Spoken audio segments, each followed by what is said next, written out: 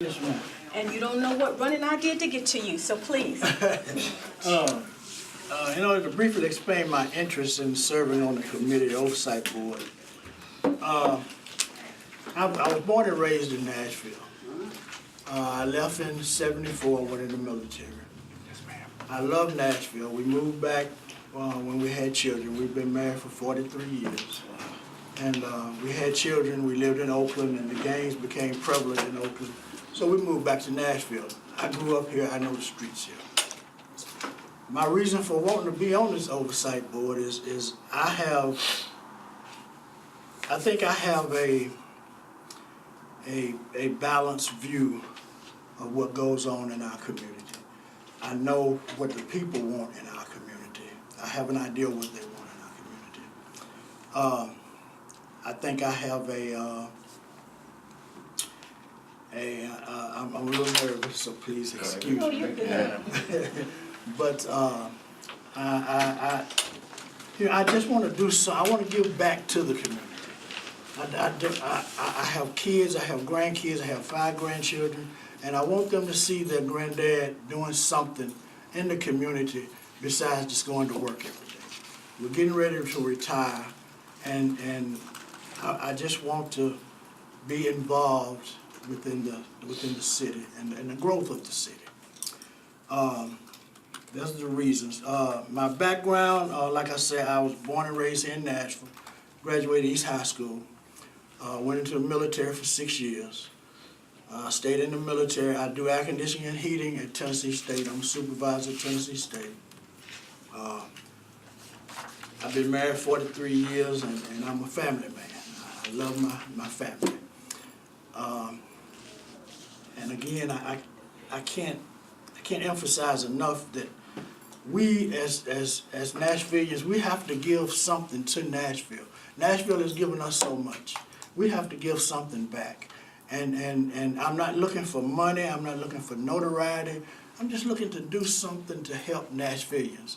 And our police, our officers, they're under attack. They're under attack out here. And they need someone with an even mind to look at both sides of an issue and be able to come up with a solution. My background, my civil rights and equity issues, well, in the military you learn to deal with all kinds of nationalities. You learn how to be fair in all nationalities. You learn how to deal with all races. And you just learn how to be fair with everybody. You know, the ball has got to fall right down the middle. White, black, red, blue, green, yellow, it don't matter. It's got to fall right down the middle. But you have to look at the evidence of what's confronting you in order to come up with that conclusion. My background and experience with familiarity with criminal justice, I don't have a whole lot of that. I've never been in a whole lot of trouble. So I've never had a whole lot of dealings with the police, except for that rare speeding ticket or something like that. But I've never had an officer treat me harshly. Okay, and that's,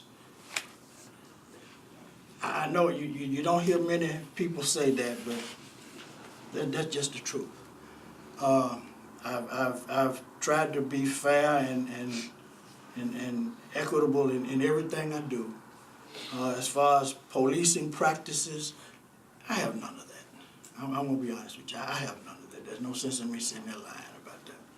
You know, but I'm willing to learn.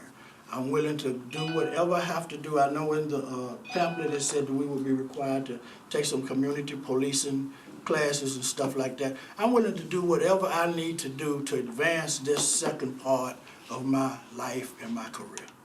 That's what I'm looking to do. I don't have a whole lot to say. This is just something that I really want to do. I really want to be a part of this. This is a new thing for Nashville, I really want to be a part of this because it's a new era in my life, my wife's and my life, and my grandkids' life. I mean, they'll be able to say, well, my granddaddy was on the Metropolitan Commissioning Board or whatever. And that gives them a reason to strive. Well, if granddaddy can do it, I can do it. Okay, and sitting around the house doing nothing is just not an option. When you retire, if you sit around the house and do nothing, eventually they're gonna be planting you in the ground. That's right. And I'm not ready to go. I am not ready to go. Is there anything that you guys would like to ask of me? Sure, that'll help us get to know you a little better. Okay, sir? You struck two really important chords with me, Mr. Walker. You really put an emphasis on fairness. That's what I'm looking for, just fairness. And then, of course, graduating from East High School. Yes, sir. Been there. Yeah. I think this board is a whole lot more important than what a few folks have been in here think it is. Exactly. You're talking about careers. You're talking about people's lives. Exactly. And you're talking, even the kids that may, in fact, be mistreated by a police officer. You're talking about their careers. You're talking about their lives. Which way they're going to go after they pull away from that traffic stop or whatever it is. Exactly. So I just want to let you know I appreciate it, and I'd like to see people like you on the board. Well, thank you. Thank you. Any other questions? Sir? Just want to ask you to expand on a couple of things that you said, likely to Councilman Pardue's point. You made reference to the fact that you had a balanced view, and you also said you know what the people want. So I'd like you to expand on those two things. One, what the balance is, and what is it that the people want, to which you're referring? My balance, in my mind, is to just look at the evidence. I'm not going to come in here and come out with a preset conclusion. I've got to look at the evidence. I've got to come in blind. Justice is blind. And I've got to come in blind and look at the evidence. Wherever it may lead me. I don't care if it's against what the community thinks or whatever. Whatever the evidence is where I have to go. And to be honest with you, sir and ma'am, I don't want to see Nashville wind up like some of the other cities. We don't need that here. We do not need that. And we need balance. We need that balance on the board. We need that honesty on the board. And basically, we need I'm lost for words, but we need the appearance of not playing sides on the board. We need openness, for the lack of a better word. That's what we need on this board. This is a new board. This is a new thing in Nashville, and we're going to be watched like no other. We will be watched. So if we can't justify the decisions that we come up with, we're going to be in trouble before we even get started. I agree. We have a little under 2 minutes. Anybody else? Well, just very briefly, you mentioned living in Oakland, and that caused you some concerns. And Well, it was in the era when the gangs were prevalent. And I have 2 boys. And gangs are always after boys. I grew up in Nashville. We left Oakland so fast you thought we had a rocket tied on us. Because I know Nashville. I know the streets of Nashville. I didn't turn out bad. So it gave them a better chance. Sure, we loved Nashville. We loved Oakland. What we were doing in Oakland at the time, we were young, we could party, we could go to clubs and all of that. But we gave that up for our boys, for their safety. And that's why I left Oakland. I loved Oakland. It's a little crazier now, so looking back, well, hindsight is 20/20, but looking back, I see I didn't make a bad choice. But at the time, I didn't know whether I was making the right choice or the wrong choice. But I knew what Nashville was about.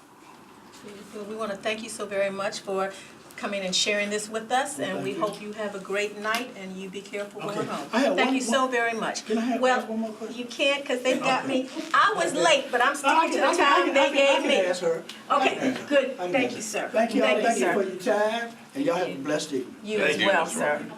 Walker.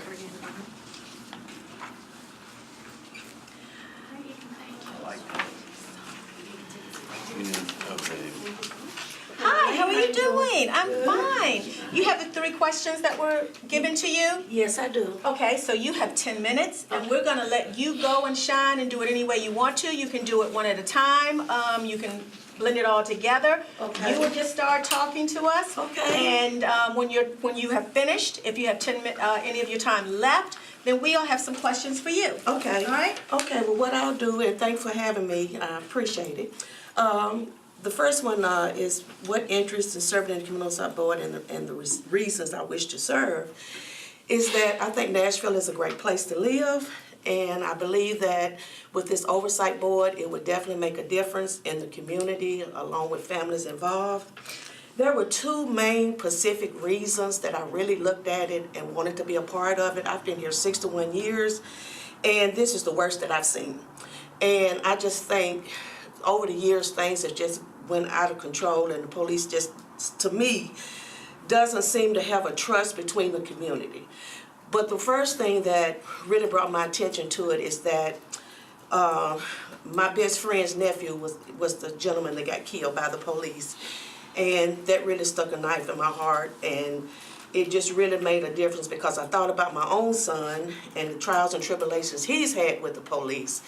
And back in 2009, he had a run-in situation practically right in front of my front door and chased through the neighborhood, and thank God that it didn't end up like the other gentleman did.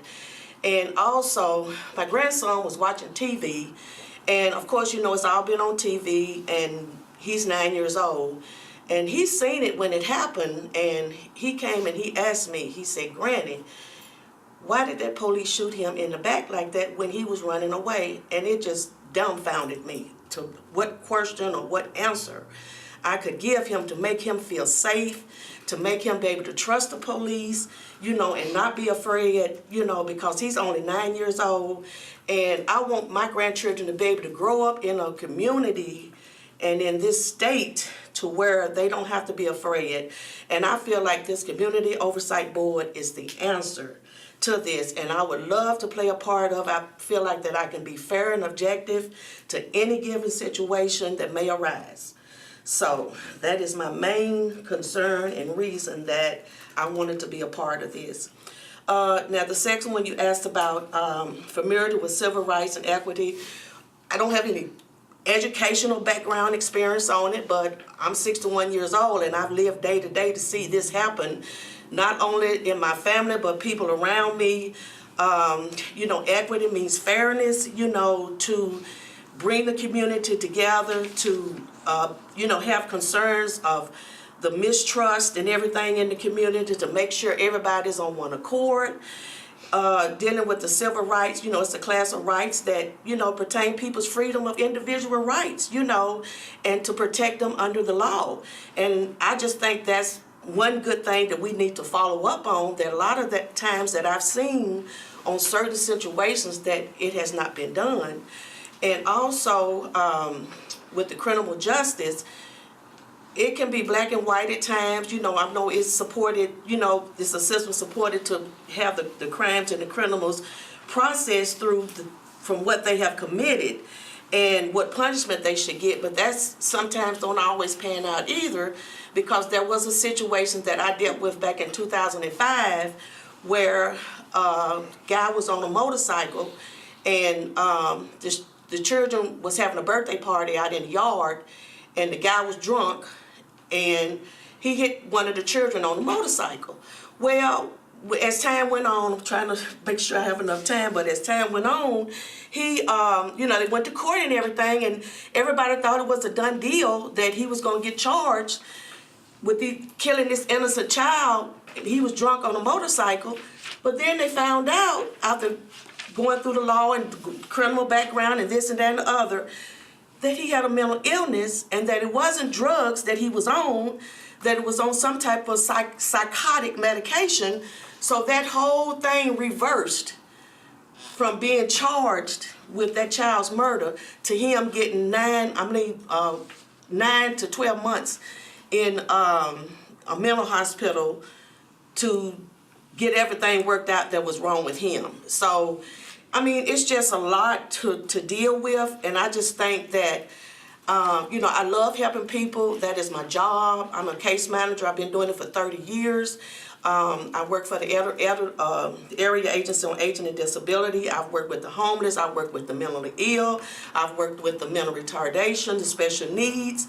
And I just think that a lot of the police don't understand because I have witnessed some situations with myself and one of my mentally ill clients that I was taken to a doctor's appointment and I got pulled over, and they came to me and wanted to know who the gentleman was, and I was trying to explain it. And then, of course, he was scared because it's a police. He tried to jump out of my car, and, it's just a whole lot that they need to learn, that they need to know about, when it comes to dealing with these type of situations. And I really just don't think there's enough training that they're doing to make them understand what is really going on. And also, it's hard to understand when you have a police and you're driving and you're trying to tell your black male, what you need to do, how you need to, not only black males, everybody, white, Latino, everybody, that you don't need to be afraid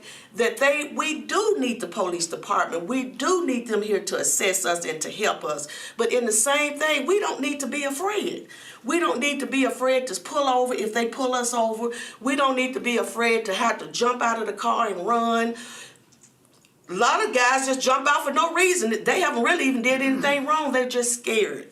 So I just think this community board oversight is a great opportunity to bring the police department and the community on one accord and get the trust and the stability back in the community like it used to be. Because I can remember growing up, the police would come by, we would stand out, talk to them, it wouldn't be no problem. I mean, it was just different then, which I know the generation has changed. I'm 61, so I know it has changed over the years, but I just think everything would work out a lot better if there was some. Okay, great. We've got a couple of minutes. Do I have any questions? Yes, I do. Thank you for coming. Thank you for your comments. I've looked over your questionnaire and I've heard your comments. I do want you to elaborate a little bit more on your family member's experience with the police department. Are you only referring to the one incident that you described with your son? Or yeah, with my son and a nephew. I had a nephew that was pulled over. The police followed him for probably 5 miles. And then finally pulled him over and said that the back tail light was out, which it wasn't. By him already being on parole, he had to go all the way back through the system again and prove himself, which it all worked out at the end. But it was just a trial and tribulation, being away from his family, his children, and everything that he had to go through because of how the police really harassed him from North Nashville all the way to Madison. So, and then they came up with something about the car looked like it was another car that had been in a robbery. It was just a lot of different things that escalated to that. But come to find out, everything worked itself out. But it was just a hard thing for him to have to go through because he was already on parole. And with that system, you got to go all the way back through again. And then, like I said, with my son, he was riding in a car, and of course the tag on the car had fallen off, and they didn't know it, and they pulled him over. Of course, my son did have a warrant out on him for a probation violation. That was the reason he got out and ran. But that police that chased him never pulled out a gun, never did anything, and I'm standing on my front porch watching all of this, and the police chased him all the way to the yard, and He surrendered with no incident or anything, which I thank God for that. So those are the two main incidents I've had. Ms. Johnson-Lee, I'm so sorry to interrupt you, but they got me keeping everybody. See, she's looking through the door, so it's not me. But we just want to say thank you so very much for coming to share, and I hope that answered, and you have a very great night. You too. Thank you.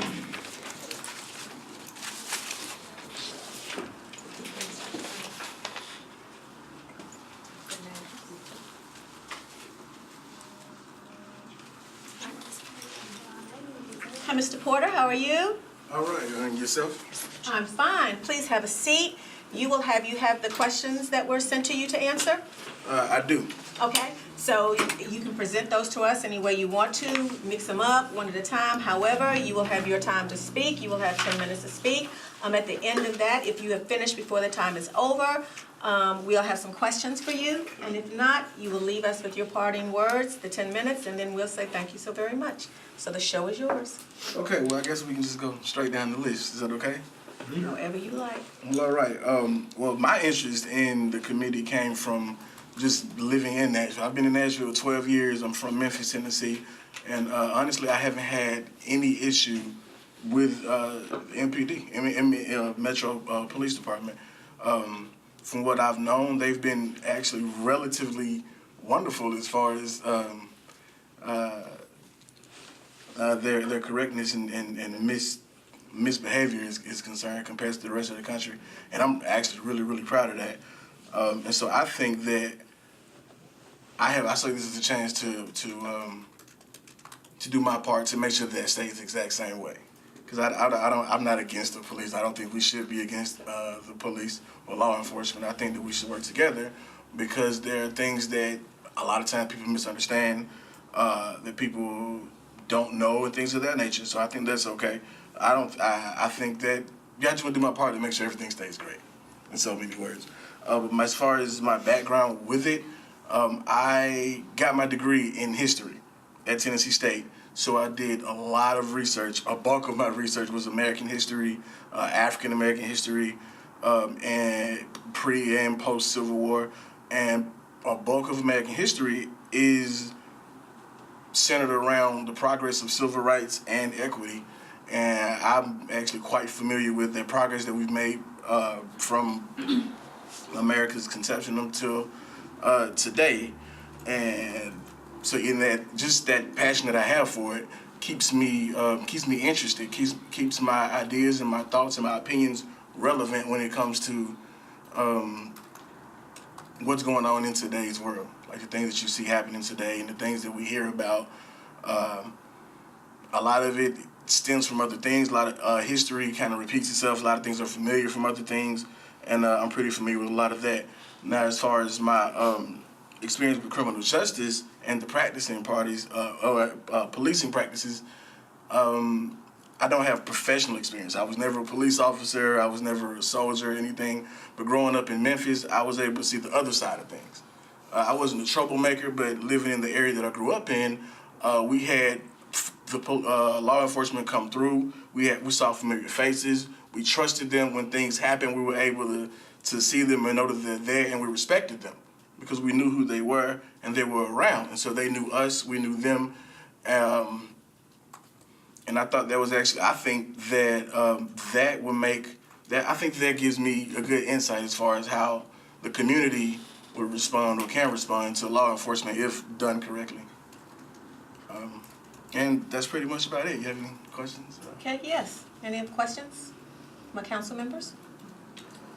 I really don't. Okay. What part of Nashville, or do you live in? Currently, I'm in Antioch. You are in Antioch? Yes, sir. And then you work downtown with the state? Well, Metro Center with 10Care, yes, sir. With 10Care. And in your, I notice, using Councilman Pulley's notes here, you yourself have not had any negative experiences with law enforcement? Negative, no. Okay. I was arrested once for traffic violations, and I moved and forgot to go to court, and so they got me for speeding. And when he first pulled me over, he was, the regular professional, stern police officer that you see. And then once he gauged who I was and my personality, and he deemed me not so much of a threat. He was actually really understanding. He let me use the phone and all that type of night. It was actually really smooth. Then I got downtown and they said they looked at my record and you're not a criminal, you have no history, and so they just let me go. That's good policing to me. You seem to be a young voice, level-headed young man with no real particular agenda here. I'm convinced of that. So tell me a little bit about what you see this Community Oversight Board doing and what their role should be. Well, people have complaints about law enforcement. Quite a bit. I've actually heard people just in conversation. And a lot of times they don't know what to do or who to talk to, and the people that are available to talk to, they don't have access to. Or if they do, they don't know how to get access to them. Some of the complaints are relevant, some are good, some are bad, some are. Well, the thing is, I believe that every voice should be heard. I think that every person who has a complaint or a gripe against law enforcement, I think it should be heard. I think it should be listened to. And if it is a legit complaint that should have action taken upon it, then it should be done. And I think this board should be a main proponent in making that happen. Making what happen?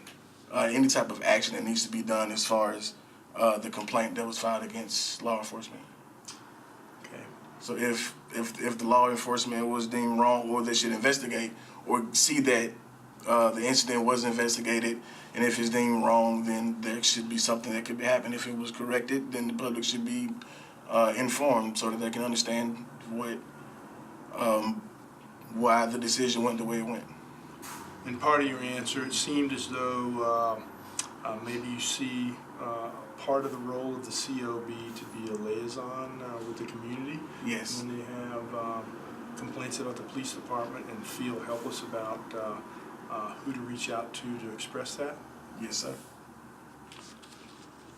Let me ask you one thing, and it's really not that important, but should you be on the board and you have a citizen complaint on a police officer and you find out that it's absolutely not true, should there be any actions taken against a citizen?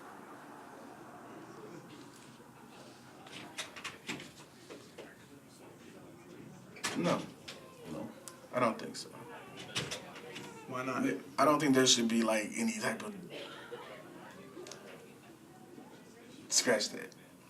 There should be action, but it should be moderate. I don't think it should be any type of big problem, but I think that the citizens should understand that you can't provide false information against law enforcement. Honestly, anybody. That's kind of how But you have to I was understand, raised. if an officer gets so many complaints, then his career is pretty much done for. And you feel like that it's okay if a citizen makes false complaints, then they should have no discipline or.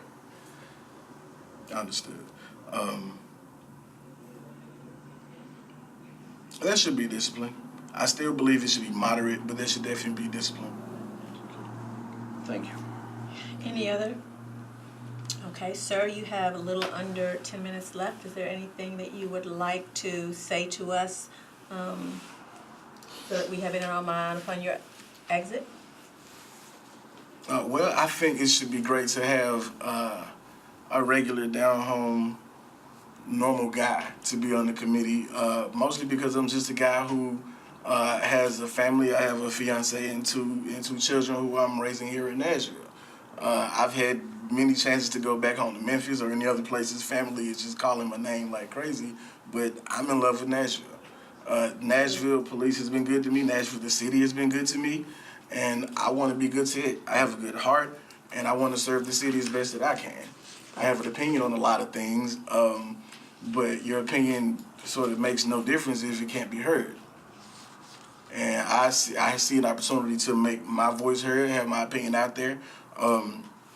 I have the ability to research and listen and understand and make a decision accordingly. And I believe that there's a lot of people out here who are applying for this position. You have people who are going from. Well, Mr. Porter, I'm sorry, your time, the 0 just popped up. Okay, So okay. I'm gonna say thank you so very much. We really appreciate you coming in, and that's all. You have a great night. You too. I know I caught you in the middle of a sentence, I'm sorry, but, I understand. yes, sir. Thank you so very much. You have a good day. You too. Thank you so much, Mr. Porter. All right, Mr. Beard, you can come in, and I'll have you take. Hi, Mr. Beard, how are you? Good. You can call me Chuck if you want. You have the 3 questions that we asked you to speak on? Yes. Okay, so we're gonna open it up, and it's your time. You speak on it however you want, one at a time, or put them all together, and you'll have 10 minutes. And at the end of your speaking time, if there's time left over, then we will have some questions of you. Okay. So it's your show now. All right. Chuck Byrd. My interest in serving on the Community Oversight Board and reasons why is because I just feel the need to be more civically engaged right now. When I graduated from college, instead of going to the military, I did 2 years of AmeriCorps. And then since then, the last 10 years, I've been in Nashville and been owned my own business, a bookstore, and been pretty deep into the arts and business scene, but not as much civically engaged other than what I've done while I work at Oasis Center. I've worked at Oasis Center for the last 6 years and worked with the residential program and the workforce development program transitions. And basically working with Oasis has allowed me, especially right now applying for this, aside from wanting to know the process and being a part of it, it's also given me the flexibility to all the trainings that are going to go into it if I'm blessed to be a part of this process will help us to do better jobs at what we're already doing as well. Plus I have the flexibility to get off work if that's the need be. And then, let me take a second. Also went to 2 of the 3 community oversight and now kind of education hearings or whatever. And while I was there, I kind of got the gist from one of my friends who used to work at Oasis Center part-time, and then she was part of community oversight now, or is.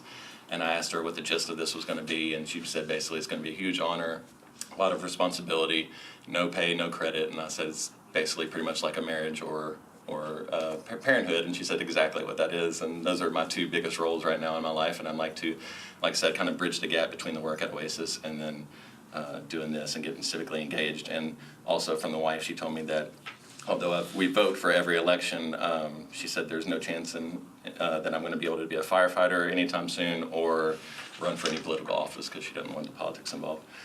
So anyways, the background and familiarity with civil rights and equity issues, just educating myself on historical things and also being aware of what the present things are going on. We always are participants in the MLK marches and the Women's March this weekend and annually so far. And also with the work at Oasis Center, not to beat that drum every time, but I work with a lot of coworkers in some of the programs like the Real program and then Just Us with the LGBTQ. So kind of on the cutting edge of knowing people that are on the forefront of doing things. So being aware of that, and then also informing myself, like in the news, of the recent equal opportunity for business thing, and then also the LGBTQ liaison thing. So just doing my part of knowing what's going on around me, and then if I can be of service and help bridge things, I'm there to do that. And then also the background and familiarity with criminal justice and policing processes. I myself, other than a ticket or a speeding ticket or parking ticket, have never been incarcerated or had much involvement with myself, but it's all pretty much secondhand stuff. And growing up in Bowling Green, right down the road, a bunch of my friends have that I've went to school with in college or in high school have gone on to be cops and high up in law enforcement there, attorneys that are there, and then also I've had known friends that went to jail. So, but here in town with Davidson County with Oasis Center, the most recent program that I work with is the Transitions program. And our new grant that came through the different enrollees, basically it's 18 to 24-year-olds that have had at least one charge, in adult or juvenile, in their records. So a lot of time spent with us is helping bridge that and build trust, again, with the law enforcement here, and then working alongside with them with different incidents that happen, whether it's in the city or in the building or different programs at Oasis. So I'm already doing that with work. And like I said, just wanting to take the extra step, if given the opportunity, to to be a part of bridging that as we go forward together. And regardless if I get on it or not, I'm still going to stay informed with the people that I know on the oversight now and just any way I can help. So, Okay. yeah. Great. Do I have any questions? Just not very many people show up with an MFA. Was this in fiction, nonfiction writing? Fiction. Yeah, the business that I had was East Side Story. It's all local Nashville authors and artists. I ran that for 5 years. I closed that last year over at right beside Art and Invention. And like I said, I still do a thing every first and third Tuesday night with authors and musicians. And yeah, I received my MFA at Swanee about the same time I opened it. So again, just seeing what great opportunities there are, whether it's civic engagement or arts, and jumping in and just like the process of doing this, everybody's trying to make it up as they go. So just doing the best I can to be involved in helping the process with an even keel. And again, one thing I want to add is definitely that I'm definitely somebody that, I don't know, if somebody says it, it probably sounds like they do, but I don't have an agenda. I did it with the signatures and not being propped up by any political side or agenda. So, whether I'm on it or not, I definitely feel more comfortable with independent thinking and a diverse group of people that are on the board that will take every case relative to what's going on, knowing that, again, knowing friends that are cops and knowing friends that have been in jail, every case is relative, and just having a group of people that will look at it as an honorary jury without, any agenda involved. So. Any other questions? Well, let me change it up. Let me ask you a little hypothetical question here. Yeah. Let's assume you're on the board. From my research of some of these other boards, incredibly, one of the difficult things that these boards face are getting enough people to show up for their meetings when they have meetings to deal with issues. Let's say you're getting a little pressure from the mayor's office to get a particular case resolved, and you can't get enough people to show up to do their job to get that resolution. What are you going to do about it? These are all the people that are on the board specifically that, yeah. Well, hopefully after all the trainings that you go through in the orientation, that we'd have a relationship as far as friendship or whatever, working relationship, that I would hold each other accountable. I mean, you can't have a board that's accountable for other people and not be accountable yourself. That's another thing with Oasis is that inspired me to be here, is that it really is a bubble of diversity, and the way we treat everybody within that building, and you definitely feel it in all staff, and you walk out and it's like you go back into the real world. Why can we not carry that over? And we just, again, not speaking on them, but speaking for myself, working there, protect and serve the community and the youth of all ages in different ways, almost a secondary, mostly mental, a lot of cases, not just the physical threats and stuff like that the police deal with, but within it, there's a sound structure and there's accountability, and whether you're one of 23 other programs there, everybody has a way of knowing where they're at, where they're supposed to be, what's expected of them in their job, and how to treat other people. So I think it would be a similar structure of that on a smaller scale for this board, but on a greater vision going forward for, again, the transparency and the accountability. There's no reason why it can't be that way, even in the amount of pressure and stress. It's a different kind of pressure and stress, but it's still a sense of urgency that we're all taking care of each other and moving forward with common goals of betterment. So short answer is holding each other accountable when we're on the board. How do you plan on doing that? Holding them accountable? Well, the same kind of way that probably getting pressure from the mayor. I don't think he's going to be coming and knocking on my door and raising a fist. I wouldn't think it the same way, like emails, phone calls, and again, it's one thing to talk, it's another thing to show up. And I've always been one of those people that, and again, cliche, actions speak louder than words, but I know I'm going to show up, and that's all I can speak for.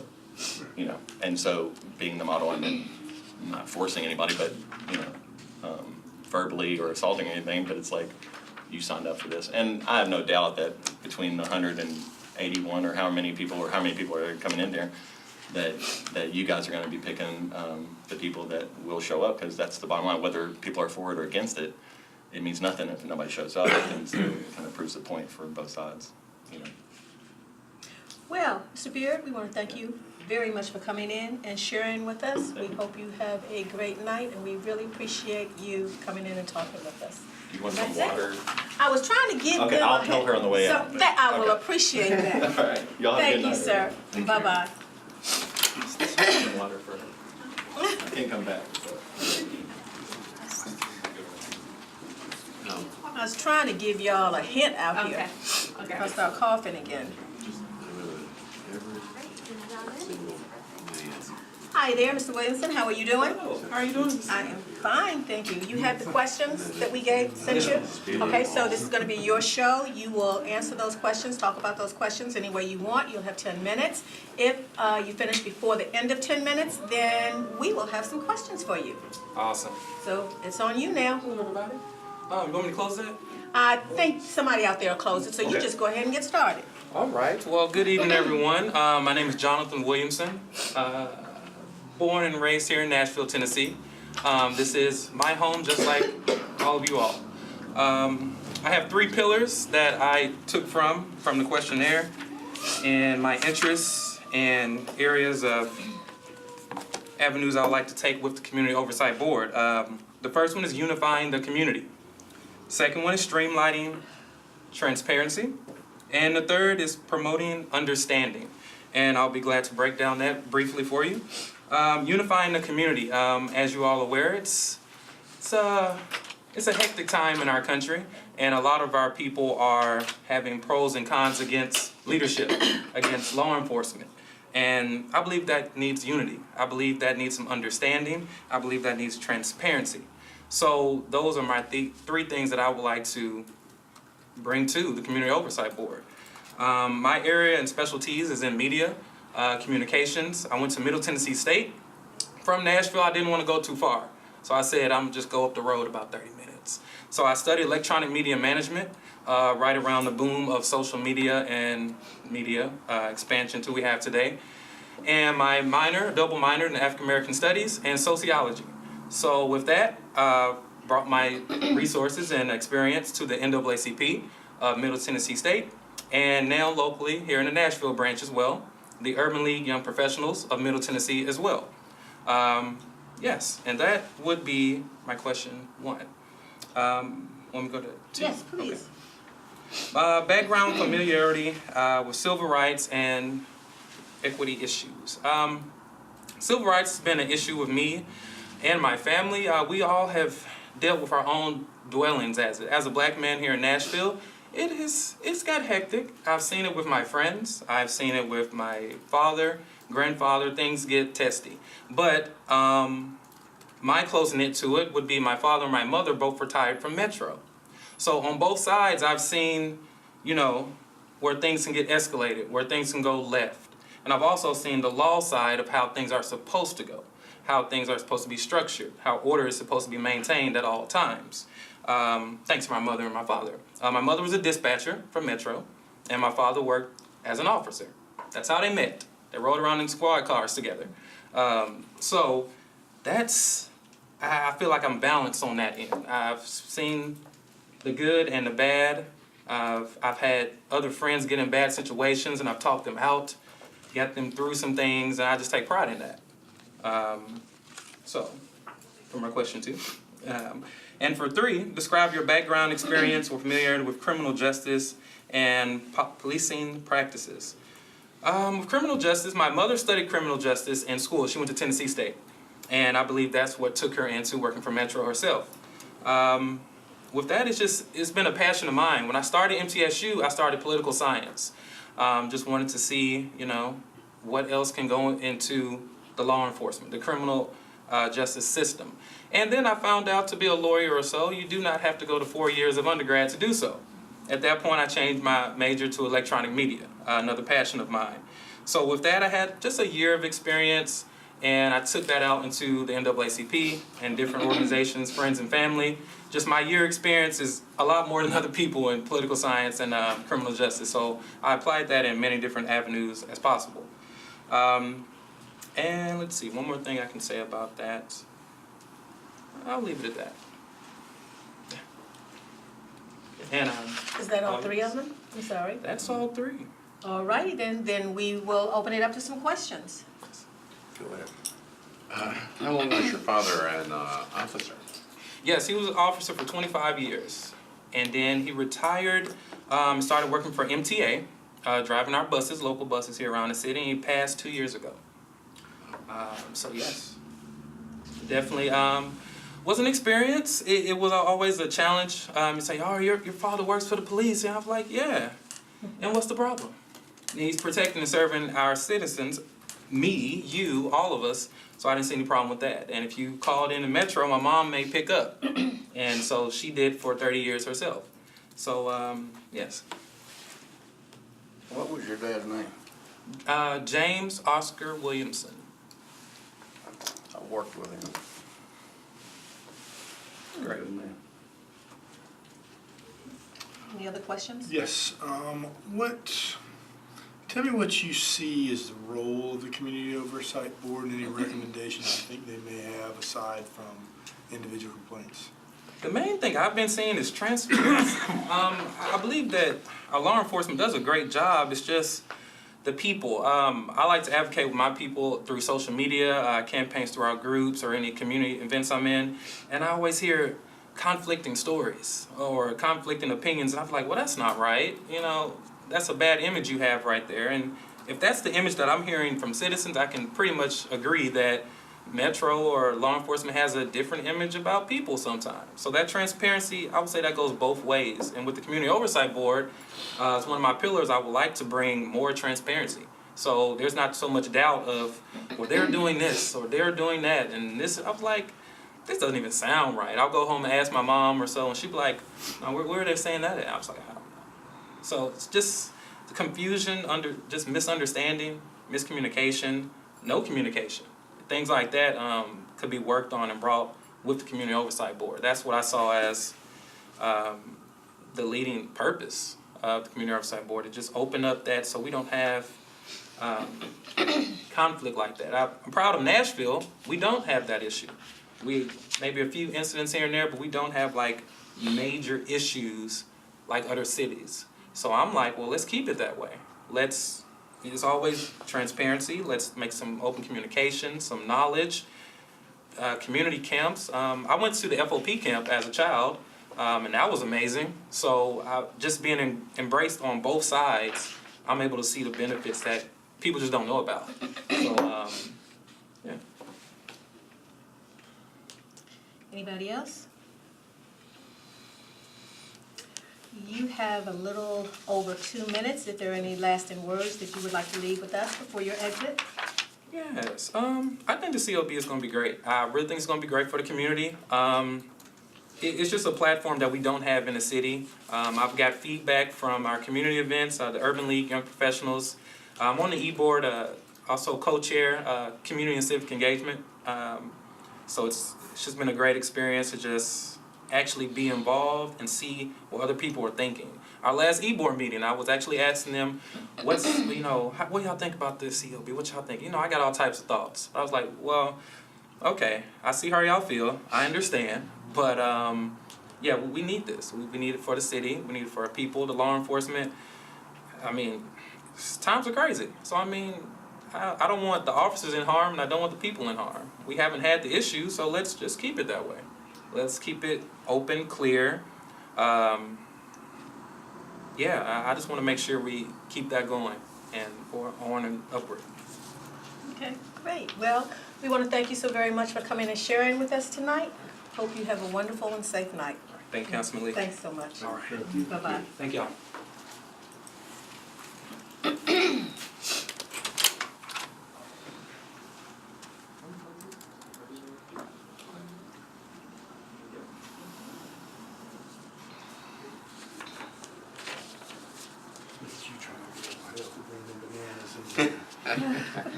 Sure, just in case I give out. I'd like to have a Whopper.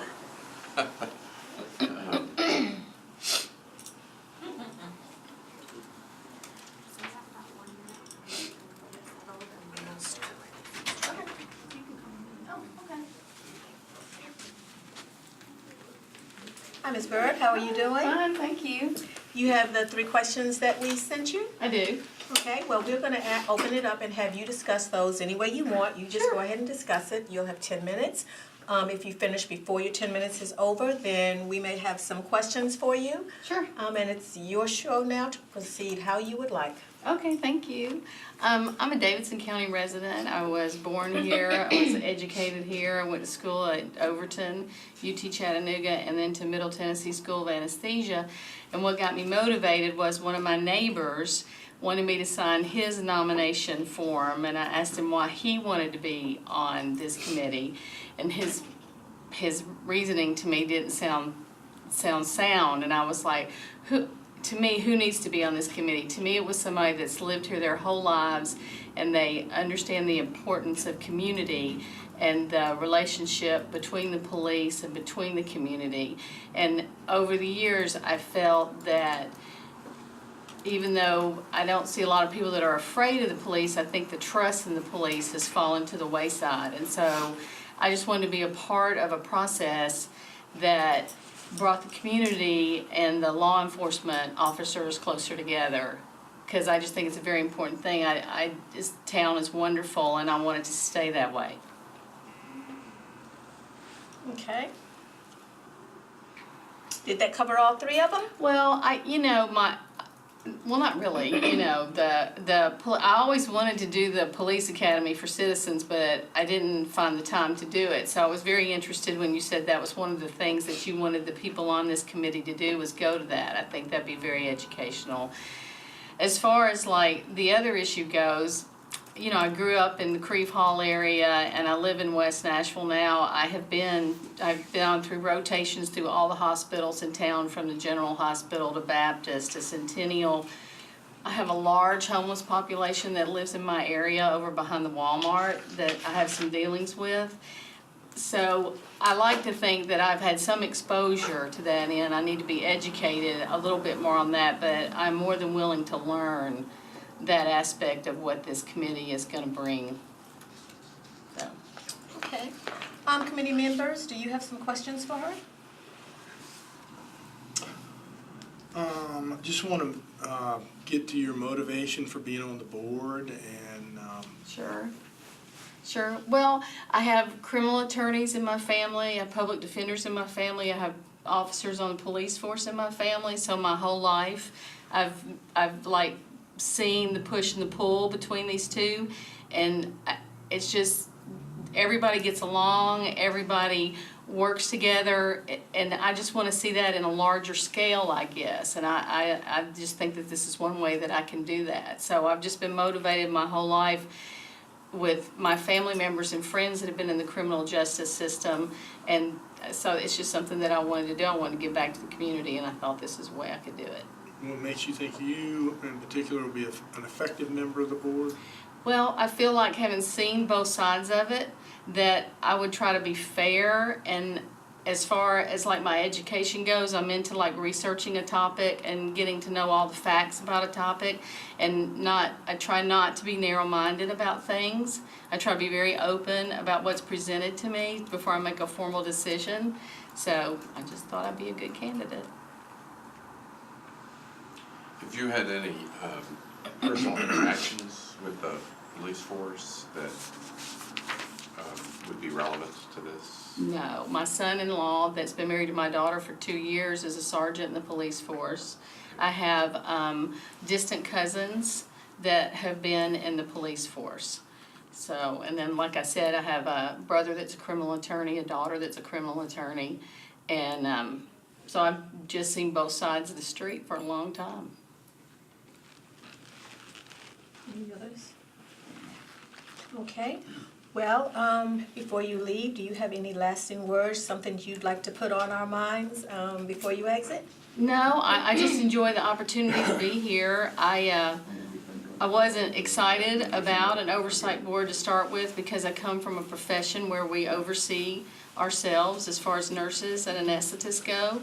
So it worried me when it was first presented that it wouldn't be an open-minded situation, but as I've researched it and the way that you guys are going about it, as far as like nominations go and who picks, I think that that's a very open way to do that, and so I was excited about being able to participate. Great. Well, thank you so much for coming in and sharing with us tonight. Thanks for having me. Yes, and you have a safe night. With your Bye-bye. 2 long nights and your Saturday.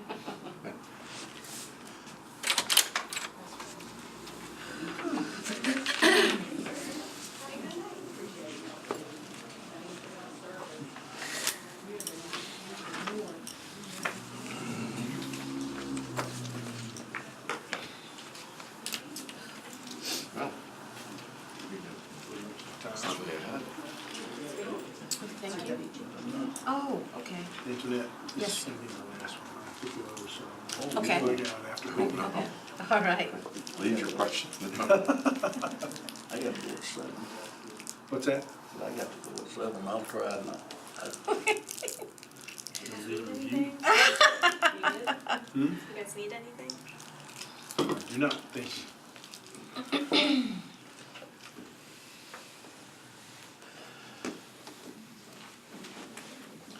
Well, it is very inspiring to see all these people that want to help our community be better.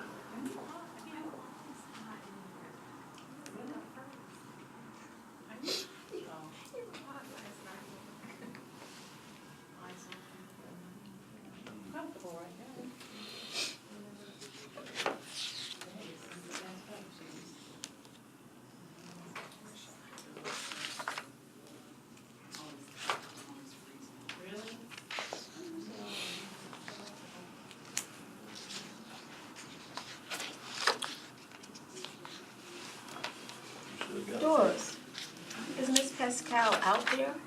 I'm sorry? Is Miss Paschall out there? She probably is. We're just waiting. Okay, because I was That gonna way give you a say, little breather. okay, And in 1 minute, she'll bring her back. okay, because what I was gonna say is I don't wanna take their time up with me telling them, you know, welcoming and all that, so that they have the whole 10 minutes. So if she wanted to bring her in a little earlier, and then we just don't have them start until that time. Okay, I'll let her know. And I might be coughing on her time, I don't wanna do that. I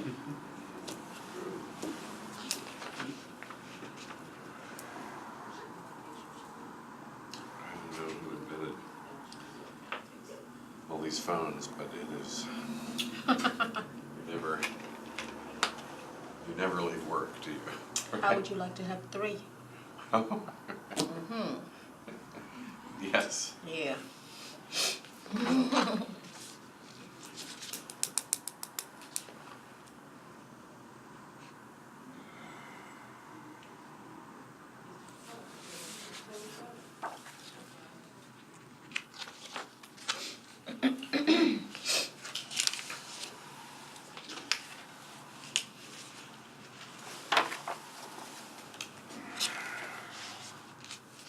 So what is, further?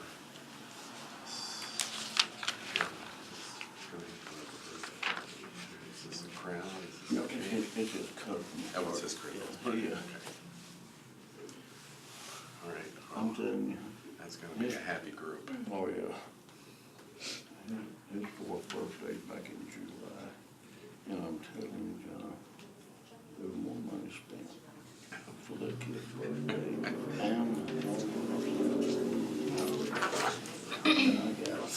Take a seat. Hi, Miss Paschall. Hello. Am I saying that correctly? It's Paschal. Paschal. Okay. Well, at 6:30, we will let you begin. You have the 3 questions, you received the 3 questions? Absolutely. Okay, and we're letting you talk about those any way you want. If you want to go down, mix them all up, whatever, you'll have 10 minutes to talk and tell us what you want us to know.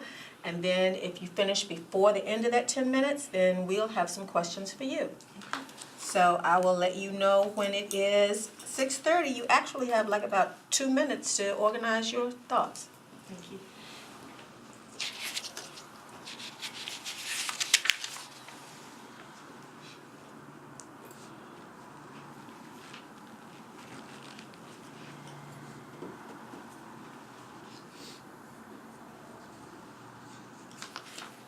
We're a pretty cheerful group, but we don't want to do anything with it. We don't want to be scrupulously fair about everybody's time, and so thank you.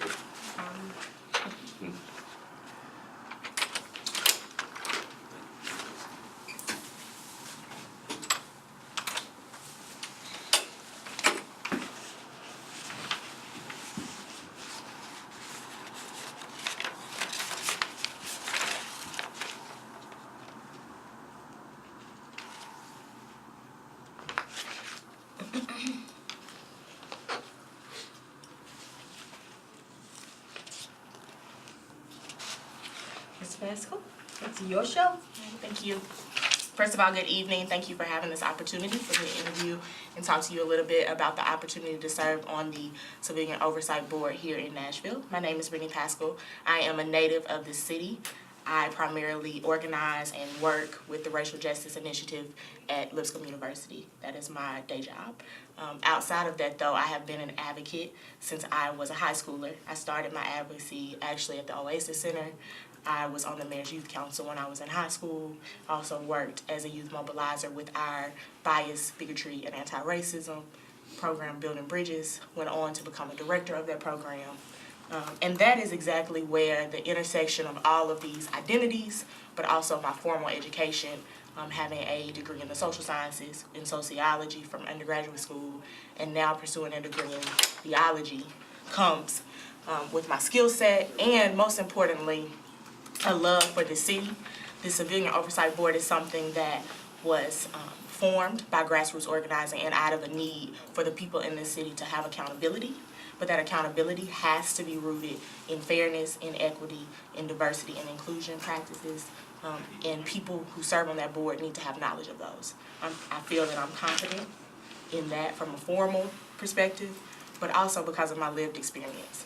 So that is how I would answer that first question about why I would like to serve on the Civilian Oversight Board. Secondly, my familiarity with civil rights and equity issues.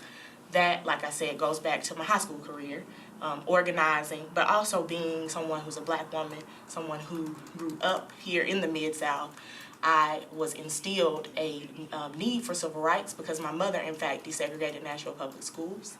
So I came up in a household in which I was learning about the rights that we once as African American people did not have, how we came about acquiring those rights, and most importantly, the importance of those rights for all of the citizens of this city. In terms of equity issues, in undergraduate school, I did a lot of organizing, specifically around racial justice, around civic engagement and community engagement, and I've continued that since I moved back here in January. And finally, criminal justice and policing practices. So criminal justice and our policing system, like I said, I root a lot of my work in the social sciences, and policing is just the system within that. And so understanding the systems, understanding the people that are interacting with those systems is very, very important.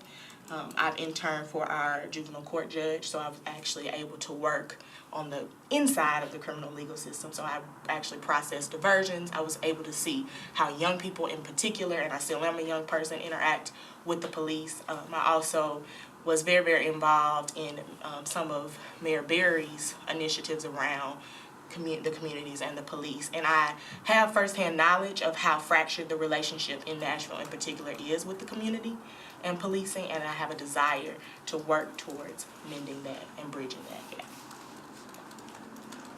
So those would be my answers. Okay. Let's open it up now. Do I have any questions for her? Please, would you like to start? Hello, Brittany. Hi. How are you? I'm well, how are you? Good. Just a couple of questions. You have quite an extensive background for your young age as an advocate for diversity and inclusion practices. I know I've personally worked with you a little bit on your We Remember Nashville project. So I would like to ask you a couple of questions relating to this. What motivated you to advocate for the COB? Yes. Like I said, being a native of the city and knowing just how long the relationship between Nashville and Nashville's police department, the MPD, and the community has been fractured, that's something that I encountered as a high schooler, seeing my friends interact with the Metro Police Department, but also seeing both sides of it, seeing that how the Metro Police Department is involved in the community. And so what motivated me to advocate for it is because I wanted a line of citizens being able to hold their police department accountable, but also a table that both the police department could come to and also the citizens to be heard, to be able to voice their concerns, and to be able to have a formal process of that in their city. Specifically, as we're becoming one of the most diverse cities in the nation, as we're growing exponentially, it is the police department's job to keep the community safe. And part of that means being able to hear the community, and when the community has a need that needs to be responded to, them being able to be full participants in that process. And that's exactly what the Civilian Oversight Board will do. So what do you see as your specific role? Should you be appointed to this board? My role, should I be On the appointed? board? Yes. Mm-hmm. Well, And this the- is, and the yeah. specific role Well, of COB. Yes. This first CLB is going to be integral because it is indeed the first CLB. And so this board will be integral in making sure that any of the complaints that come before this board during this initial one-year term are heard with fairness and with equity. But also, one of the most important parts that I feel like I can offer my organizing and my expertise to is going to be making sure that the sustainability of the board is there. You're going to be looking at hiring your investigators, you're going to be looking at hiring your staff, and you're going to be looking at what is the phasing in and out of board members. And so someone that is appointed to this first board needs to be organized, needs to have started projects, completed those projects successfully, and I think that I can offer that along with understanding the system as a whole. Anyone else? I don't have nothing, you pretty much. Yes, sir. Very quickly, you mentioned fractured relationship. Yeah. I guess that's between the community and the police. How did that happen? You know, you've clearly been in Nashville a long time, and I guess you're contrasting some time ago with today. If you talked a little bit about your perception. I mean, a lack of accountability, a lack of honesty, a lack of equity and fairness, and a lack of a civilian oversight board or something of that nature for citizens to be heard. Okay. But when you say a lack of trust, is that all towards the police department? Oh, no. Okay. No, not at all. But just trust and thinking, you know, I am also trained in restorative practices, and so looking at the wholeness of a community and what happens when a harm occurs, wherever that harm occurs. And so looking at the ways in which the Nashville community as a whole does not have a holistic relationship between the system of policing or the MPD and then the citizens of the city. And like I said, the city is growing. It's growing exponentially. We are becoming more and more diverse, and that has to be there has to be an awareness. You know, I think that the MPD just appointed a LGBTQ advocate. That's important. Those types of things are important because this city is diverse and these people need to be represented and be heard. And that trust goes through the means of accountability, through transparency, through honesty, and through relationship. And most importantly, through equitable and fair practices.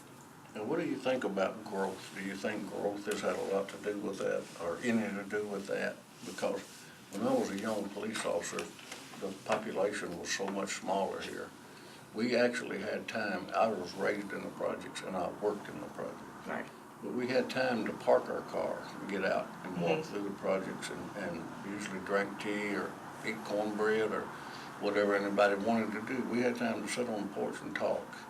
Do you feel like that because the city has grown like it has, yet the police department still has the same amount of officers as they did when I was hired in 1977? Do you think that has something to do with it, that they're so busy that they don't have time to stop and talk to folks or make friends? The only time usually we had time to, or now that they have time to spend with children is when they take them to FOP camp or something for a week.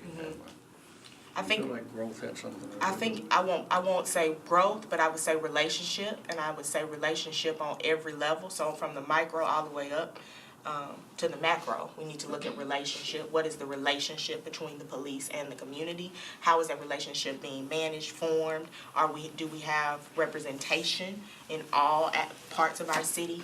That's why it's important that this community oversight board process is the way that it is. We need to make sure we're seeing representation across the police force because it means something when people that are not members of the community try to police members that are of that community. So I think that comes with growth, and that it is up to the citizens to hold the police department accountable and vice versa to making sure that as a Nashville community we are continually growing towards fairness and equitable practices for all of the citizens in Nashville, and all means all.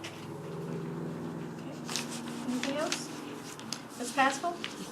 Thank you so very much for coming and sharing with us. Thank you. Yeah, you have a great night, and be careful out there. Yes. And thank you. Thank you. Thank you.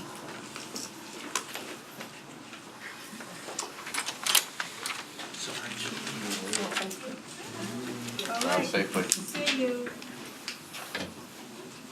Hello there, how are you doing?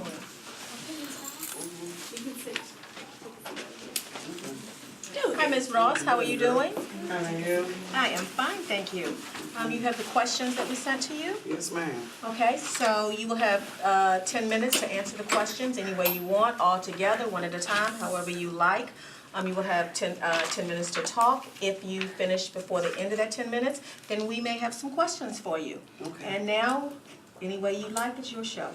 Okay. And the first question,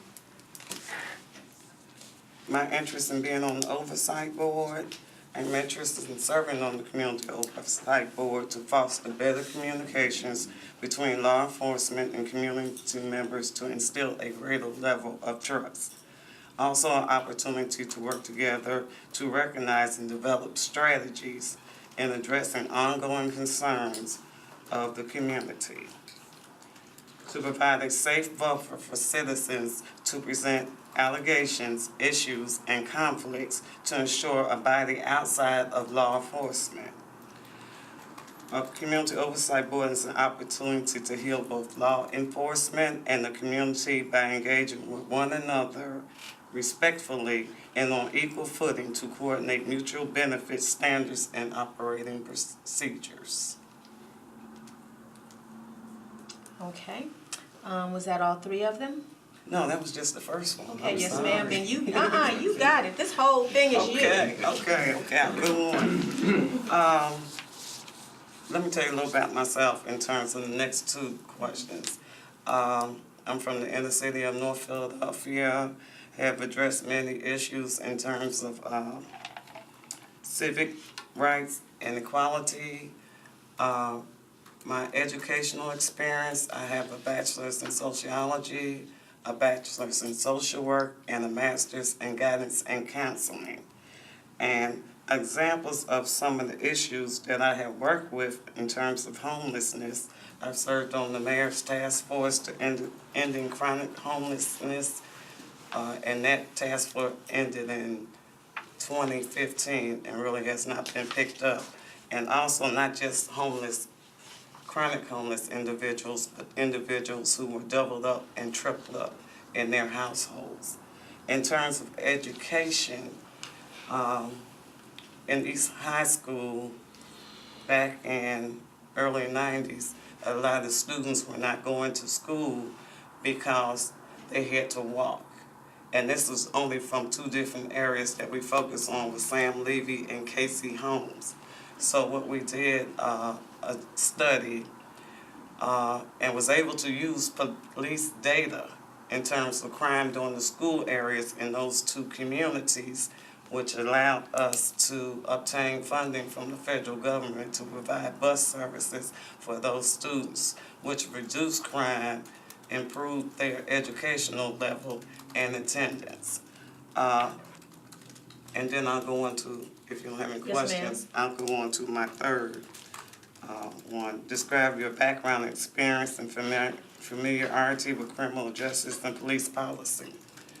I don't know if you all remember, years ago, there was a young man killed in Sam Levy homes by a Metro police officer.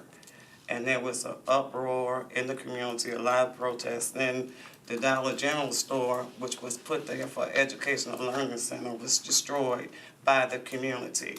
And as a community outreach worker, I was asked by Metro Social Service to go in to that area and work with the police officer in resolving the conflict between the community and the police department at that time. I also served on the Metro Police Department's Racial Profiling Committee, where we did a study with community members and Metro police officers in terms of them racially profiling individuals in the community. My recent experience, I attend Nashville School of Law and do jury duty, mock juries for the law students for Judge Fishburne's classroom. And let me see, anything more.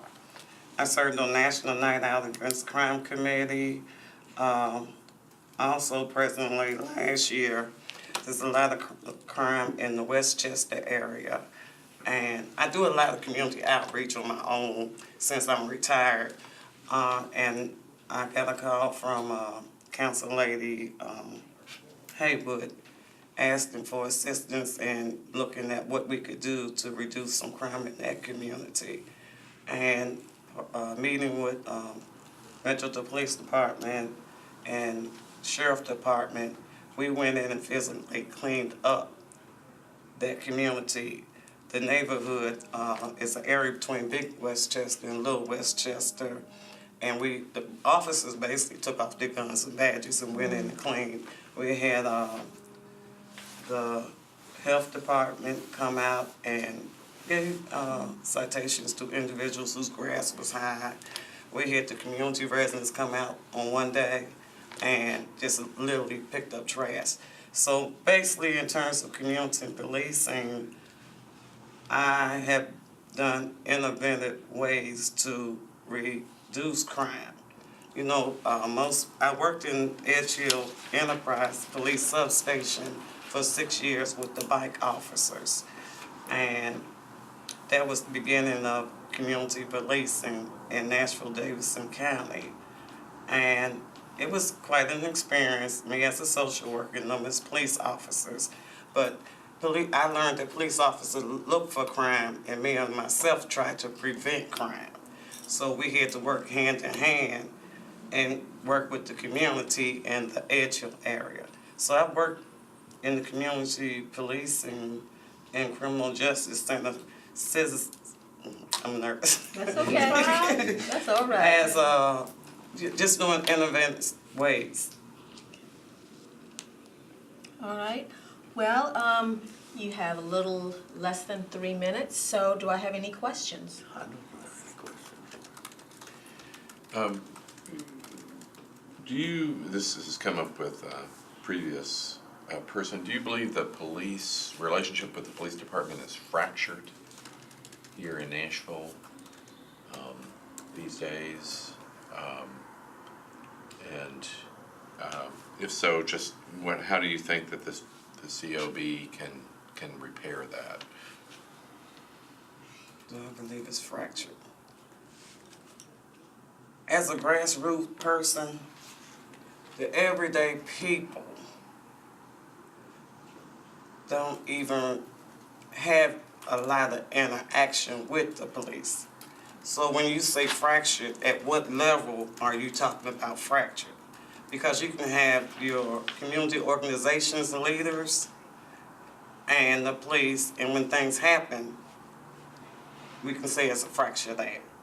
We have to learn to talk to each other, listen to each other, and learn from each other. And how I see the Oversight Board as being a liaison and instilling trust within the community on incidents when people report them, because people have been reporting incidents for years. And I've even seen one, it's been several years ago, when a police officer jumped out on the individual and pulled his pants down and went in his rectum to obtain drugs. And I literally got on the telephone and called and said, is this something appropriate that your officer should be doing? So it's, we have to learn from the street level. And I'm basically a street level person. Okay.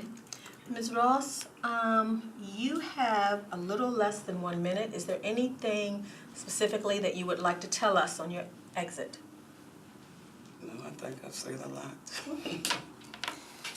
Well, then we are going to want to thank you so very much for coming in, spending this time, and speaking with us. And we hope that you have a very enjoyable night. Thank you, appreciate it. Thank you.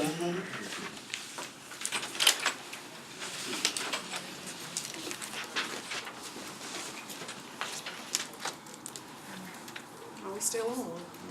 It stays on the whole time. Okay. Are you joining us? I have joined. Councilwoman, Councilman. Let's see y'all Saturday. You joined us and now you're gone. And you can have a seat right Vice here. Mayor. Hi, Mr. Bryant, how are you doing? I'm doing fine. You have the 3 questions that we sent to you. Oh, no, I don't have it on. It's in my phone.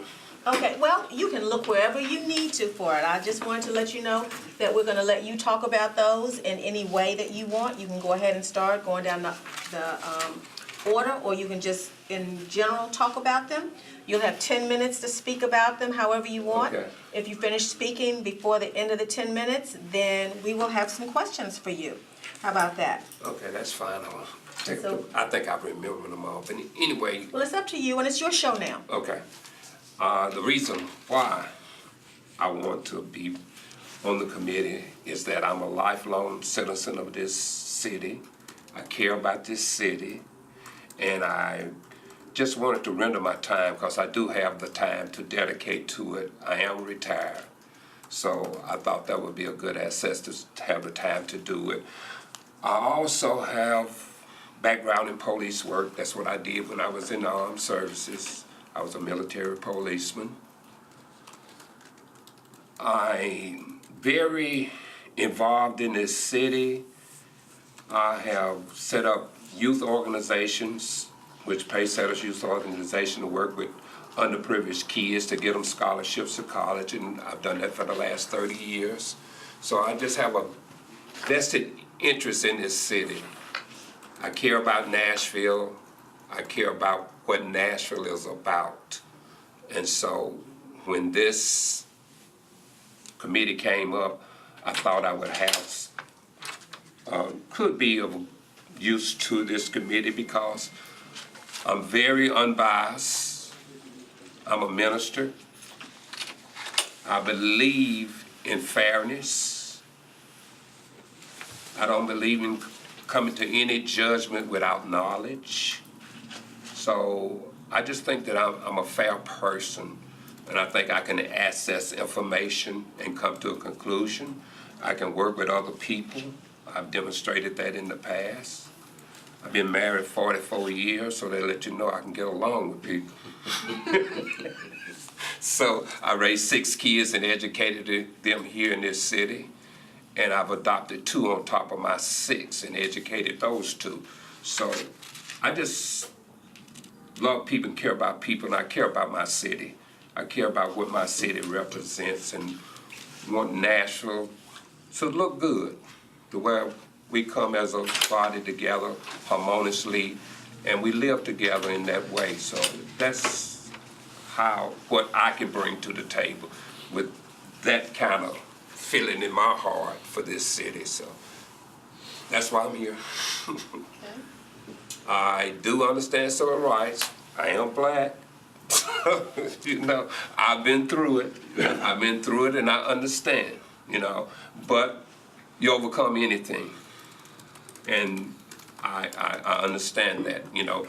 And like I say, I'm unbiased towards any situation. So fairness is in my heart. That's the reason why I became a minister years ago. So that's me, and that's what I represent if I come to this committee. Great. Committee members, do you have any questions? Well,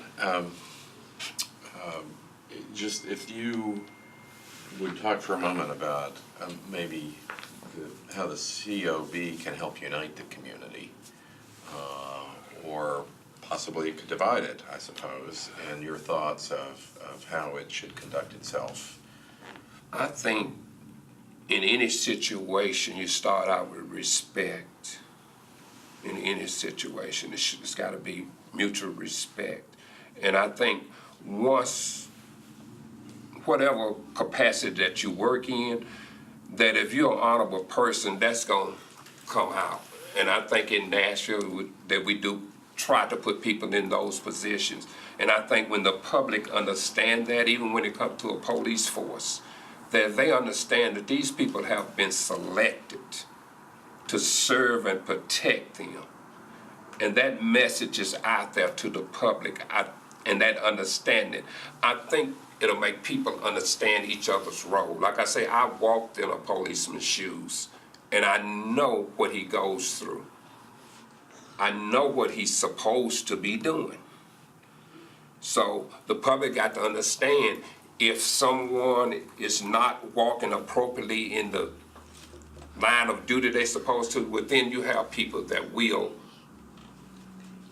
retrain that person or whatever it is, the procedure that needs to be done. But I think that what brings this city together harmoniously is respect between everybody.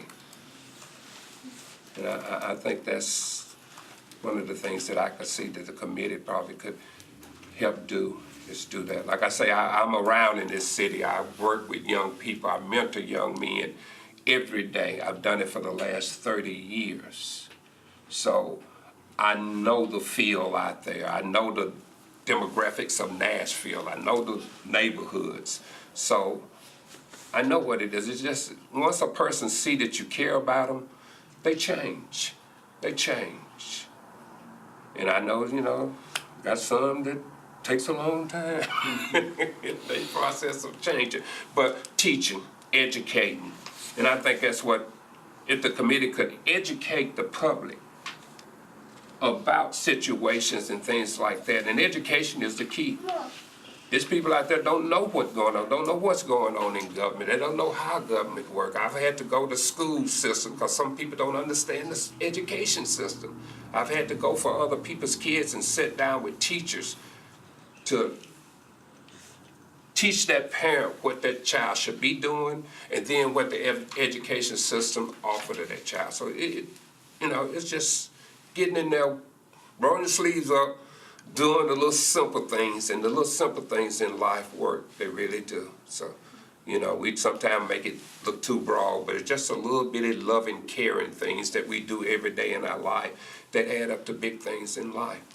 I've mentored over 3,000 kids, trained them in basketball to get scholarships to college.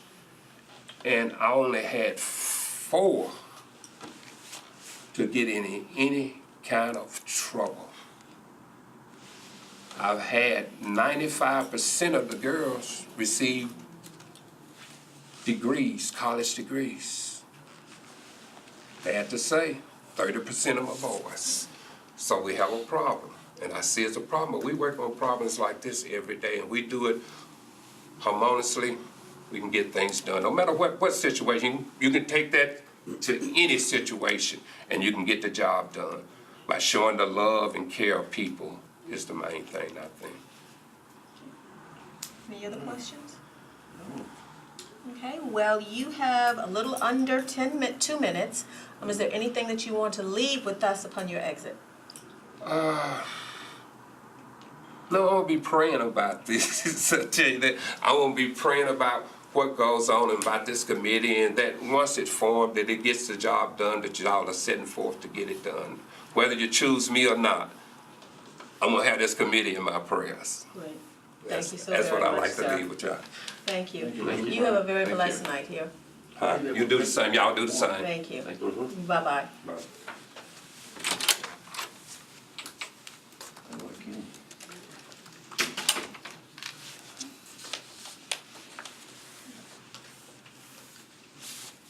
Water, can I get you all anything? You good? You know what? I would love another one. Were you planning on going out or not? My job is to help you all. So, you okay? You need some more? Good. I have my own cup. Okay. Thank you, sir. John, you good? You want some? Well, sure. Okay, Mine is the thank one you. with the lipstick on it. I think I can handle that. Hi, sir. How are you doing? Real good. Oh, Thank you. great. You have the 3 questions that we wanted you to answer? Yes, is it all right if I refer to notes? You may refer to whatever you want. You will have 10 minutes to do so. And once you start, it is going to be your show. Okay. If you take the whole 10 minutes, that is great. If you don't, then we will have some questions for you as well. And we will start as soon as it says 7 o'clock. Okay. Which is a little under a minute.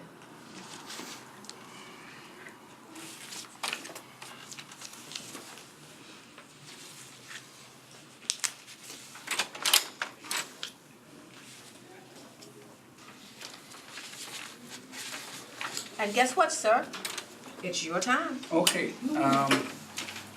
zeroing in on the three questions, the first thing would be, you know, why interested? And quite frankly, a longtime friend of mine, 25, 30 years, the organization he belongs to wanted to recommend me. I thought about it for a day, I read up on it, and I said, yes, I would.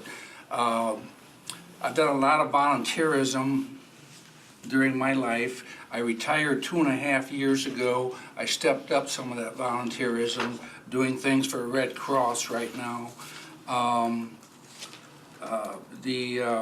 And basically it boils down to, you know, as you get older, I think you feel a little more obligated to do something for the community you're in, and that's what I'm after. And I've got the time because I'm retired 2.5 years ago. I worked for the JCPenney company in the private sector for 31 years, all in human resources. And then I had the opportunity to go to Dallas. Long story short, I wanted to stay in this area. My wife's a nurse at a local hospital here, still working. And I just have more time to get involved in something that's obviously very sensitive and very important and has impact, and that's what this COB committee is going to have. So that's where my interest came in to begin with. As far as background experience with criminal justice, police practices, and civil rights, I have none directly other than jury duty, okay? I've been involved as a jurist, so I don't have any direct experience in that, and that's one of the things I questioned the guy who nominated me. He said, well, it says you need experience, but when you were nominated, apparently you didn't have to have that experience. Although it's obviously being looked at. When it comes to civil rights, well, let me backtrack just a minute here. As far as experience, I mean, I like to consider myself reasonably knowledgeable.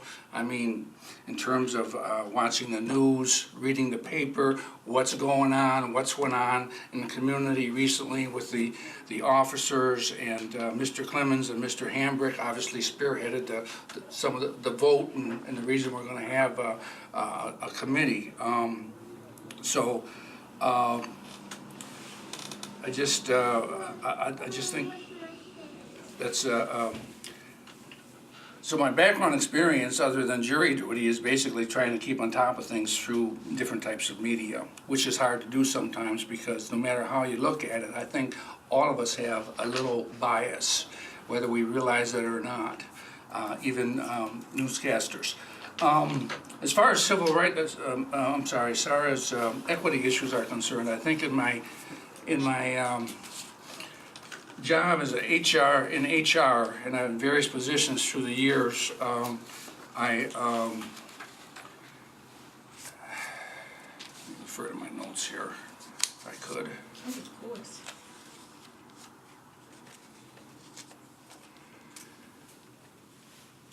I spent 30 years in HR. My last 20, well, not my last 20, but 20 years was here in Nashville as an HR manager in a catalog customer service center.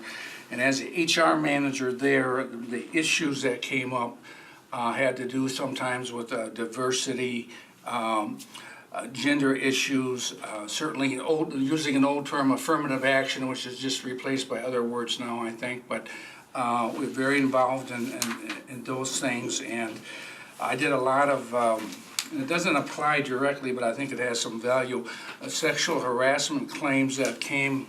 We were a 24-hour center. People were taking catalog orders for JCPenney before they started typing them in, and basically things happened. I was usually the primary investigator and interviewed lots of witnesses, made a decision. If there was credibility one way or the other, or many times it just couldn't be ascertained, and it was a matter of, hey, here's what you need to do from this step forward. So I did have experience there.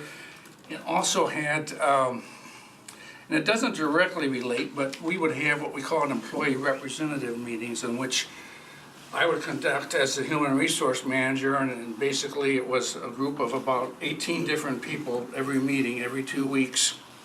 And they could bring up anything they wanted to. So it's a matter of facilitating that, and many times the things they brought up had to do with the improvements maybe in the production or what they're doing. Can we do this, can we do that? And so I would kind of facilitate it, come up with a consensus, well, what's the best way to go about this? And of course, I may not have had the authority to make the change right then and there, but certainly I would pursue. So when you talk about working on a committee, such as this committee's gonna have to work very closely together, I've had that experience. I've also had an experience with, and it goes back a long time, but it was a corrective action review when I was in the distribution center. I was employee and personnel relations manager. We did not have a union there. We settled our own concerns, but we had, I don't remember the exact numbers, but it was like 4 hourly people and 3 management people. And if somebody who had a reason, I think it was 1 year of service or more, they were up for a termination. They reviewed it and the decision was made, which consisted of, as I said, the 4 non-exempt and 3 exempt managers, and whether it be a write-up or an actual termination, that type of stuff. So that was working with somebody, and I was on that, and I was not a facilitator, I was one of the 7. Time goes by fast, doesn't it? You still have about 4 minutes. 4 minutes? Okay, well, that should be just about right. I guess for some of those reasons, I think I'm qualified. I'm sure there's a lot of very fine people and qualifications of people that for this committee. Not having some of the specific background, I don't know if it's, when you're asking about experience, I mean, I would look very forward to the training, obviously, and the guidelines, the perimeters of what's going to be done. And I'd have a lot of questions about that, but obviously this is not the forum to do that. But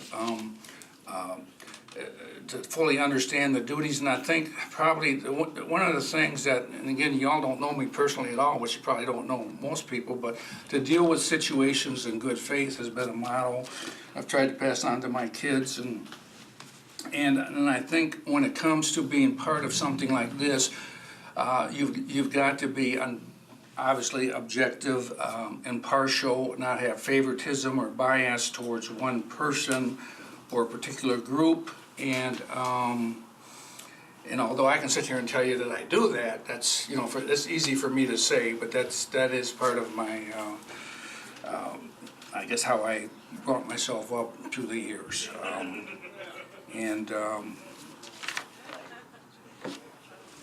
I'll say that's pretty close to being about it. If there's anything I can answer for you, I'll make a statement, and this really has nothing to do with this, but thank you for your time for the 10 minutes.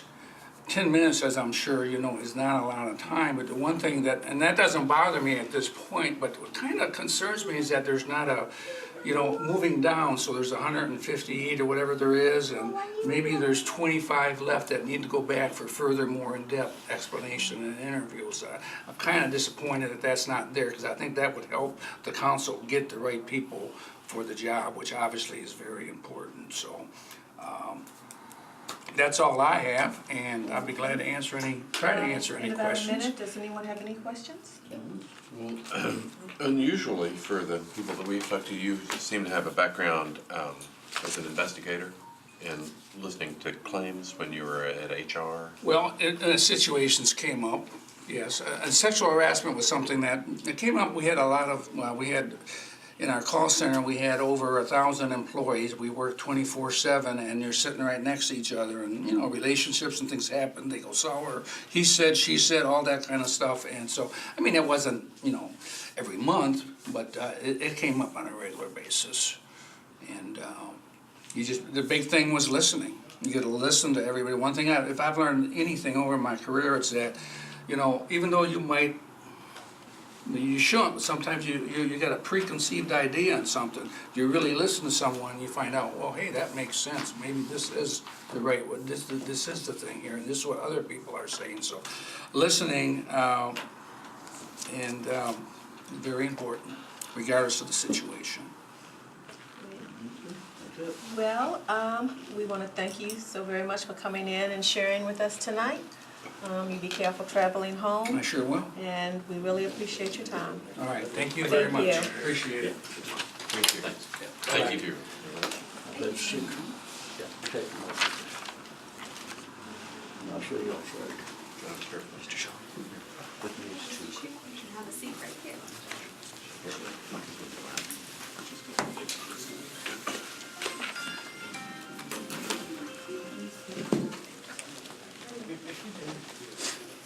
Hi there, Mr. Shute. Hi, how are you? Did I pronounce that correctly? It is correct. Shute. Great. Well, you have the 3 questions that we sent you. Yes, ma'am, I do. Okay, you will have 10 minutes to talk about those in any way that you want to talk about them. At the end of your 10 minutes, if you finish before the end of your 10 minutes, then we may have some questions for you. All right. And this is going to be your show, so you do that any way you want. And the floor is yours. All right, so thank you all for having me. My name is Marcus Shute. I am a native Nashvilleian. Went to Hume Fogg, went to Tennessee State.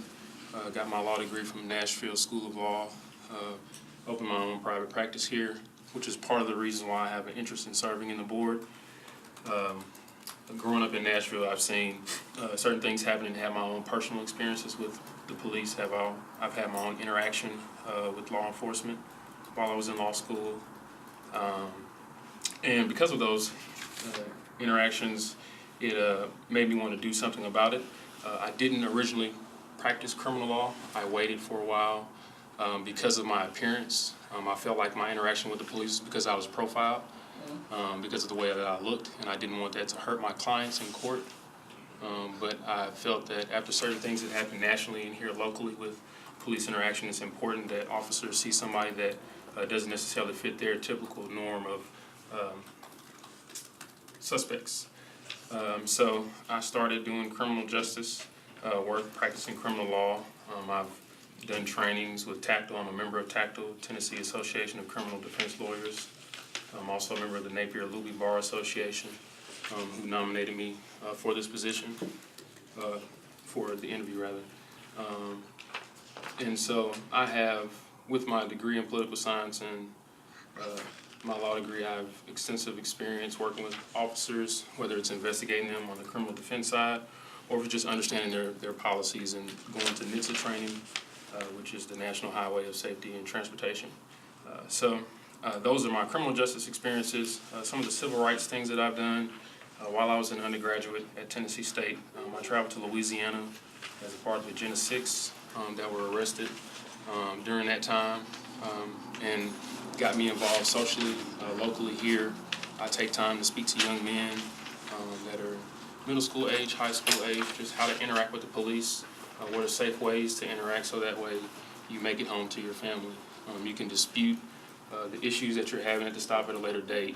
You know, the goal is to have a safe interaction and make it home to your family. So those are some of the things that I've done on my own. And within civil rights and equity issues, because I practice law here in Davidson County, I have high interaction with a lot of the officers, those that are on street detail, those that are flex units, those that do special investigations. It's very important to have an open dialogue and relationship with them. I've gone to different search warrants where they're executing search warrants, drug search warrants, and had candid conversations with the officers about their positions about certain drugs. Last year or 2 years ago in 2016, the council decriminalized up to a certain amount of marijuana, and that was overturned by the state legislature. But during that time, I had an opportunity to speak with certain officers and what their position was and how the probable cause of marijuana could begin to stop. And so a lot of times those interactions helps me translate and communicate that to the community that are sometimes viewed as over-policed.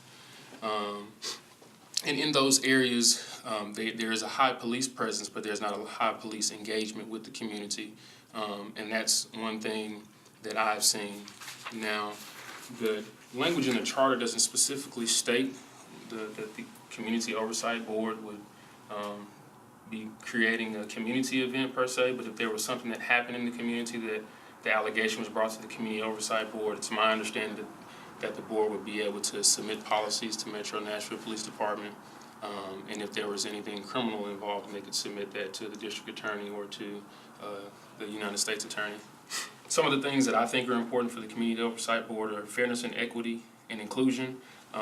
The board gives those that don't have a voice an opportunity to be heard, and they don't feel like they're targeted because it gives them the opportunity for anonymity up until a certain point. One thing that I definitely want to put in there, I think it's important that somebody that has an understanding of Metro's codes, that has a legal background, is a part of the Community Oversight Board for the first year, especially since that's the foundational year that the policies will begin. It's my understanding that certain things cannot change with the charter unless it's put back in front of a vote, and we all know how costly that was. And so it's important that we get the first strike at it, that we put people in place that understand policies and how administration should work and legal administration should work. So those are some of the reasons, again, why I think that I would be a good candidate to be on the board. I think that's everything that I had in my notes. Okay, great. Perhaps would you have a question? Well, thank you. Thank you for being here. Help me with this question, if you would, as a knowledgeable person, of the system, it seems like. I mean, you being a criminal, a lawyer with some clients that have police issues. You want somebody that's very knowledgeable about the system, but do you think it's also a conflict that if you are representing clients that may have police matters, is that a conflict? I mean, should this process, we're all feeling our way and trying to get the exact right group for the community, is it a conflict to have lawyers on this committee, do you think? This is an open question. There's no, you're super knowledgeable and informed, so tell me. So from my perspective, I would say no for a number of reasons. It's not going to be completely comprised of criminal defense attorneys, number one. Number two, criminal defense attorney is just, providing someone defense, against the allegation and the charge. Those that are sworn to commissioned officers of Metro Nashville Police Department have to uphold that duty. I myself, as a private attorney, have the opportunity to conflict myself out. If there ever were an opportunity where I were on the board and there was a case of mine that would come up, I believe there would be a procedure that would allow me to recuse myself because of the ethical rules that everybody in Metro has to abide by. Again, I think that because of my daily interaction with officers, that would give a different level of insight that the ordinary citizen would not have. They don't, in their day-to-day work, have to have a conversation with an officer, before he's on the stand, while we're talking about the reports. And in that cabinet, you have to be able to have a relationship with that, to talk to the officer. And that's the same thing that you want to do with the Community Oversight Board. You want to have somebody that can build that consensus with both communities, whether it's, those that are for the Metro Police Department that are definitely supporting them, that cannot be on this board, and also for those that don't have the voice, somebody that's in their daily, that understands, the system itself. I appreciate your answer, and then getting also value out of your knowledge. What does the board need to do to be a success for the whole community? The first thing is transparency and communication. I think I've watched them, so I've heard that. I think that's any important foundation to a relationship is communication, to know when things are happening. I think the issues that the citizens that voted for Amendment 1 with the OPA is that it's not clear, it's not transparent. You file a report, you don't know the process of it, you don't know how long until you're going to get a response, you don't know if the officer has been investigated, you don't know the results of the investigation most times, unless he's disciplining you. You do a freedom of information to get the information out. So with the board, by being transparent to say, here's the accountability that's in place, here is, the allegations that have been put in place, then there's a very clear understanding to say, here's what's going on, and allow the process to work for itself. And I think that's the biggest thing that it can offer. A lot of times, with the news stories, you just get news bites, and not many people will read the actual article, not many people will read the actual case. With the Community Oversight Board, I presume that all the evidence that's presented that's, redacted will be publicly available so that people can review to see, here's what happened, here's what steps that Metro has taken, and here's how the Community Oversight Board is making sure that they're being held accountable. Thank you. Mr. Shute, you have a little less than a minute. Is there any type of overall statement you'd like to leave with us? No, I just would hope that you all would consider me to nominate me for it. Again, somebody that's been on both sides of the law that has been arrested by Metro and has defended those, I definitely understand that there's a breakdown in communication. I would love for the opportunity to help that with the Community Oversight Board. Okay. Thank you so very much for Thank coming you. in here and sharing with us. All right, thank you, I appreciate it. Sure, you have a great night. You too. Thank you. Thank you, sir.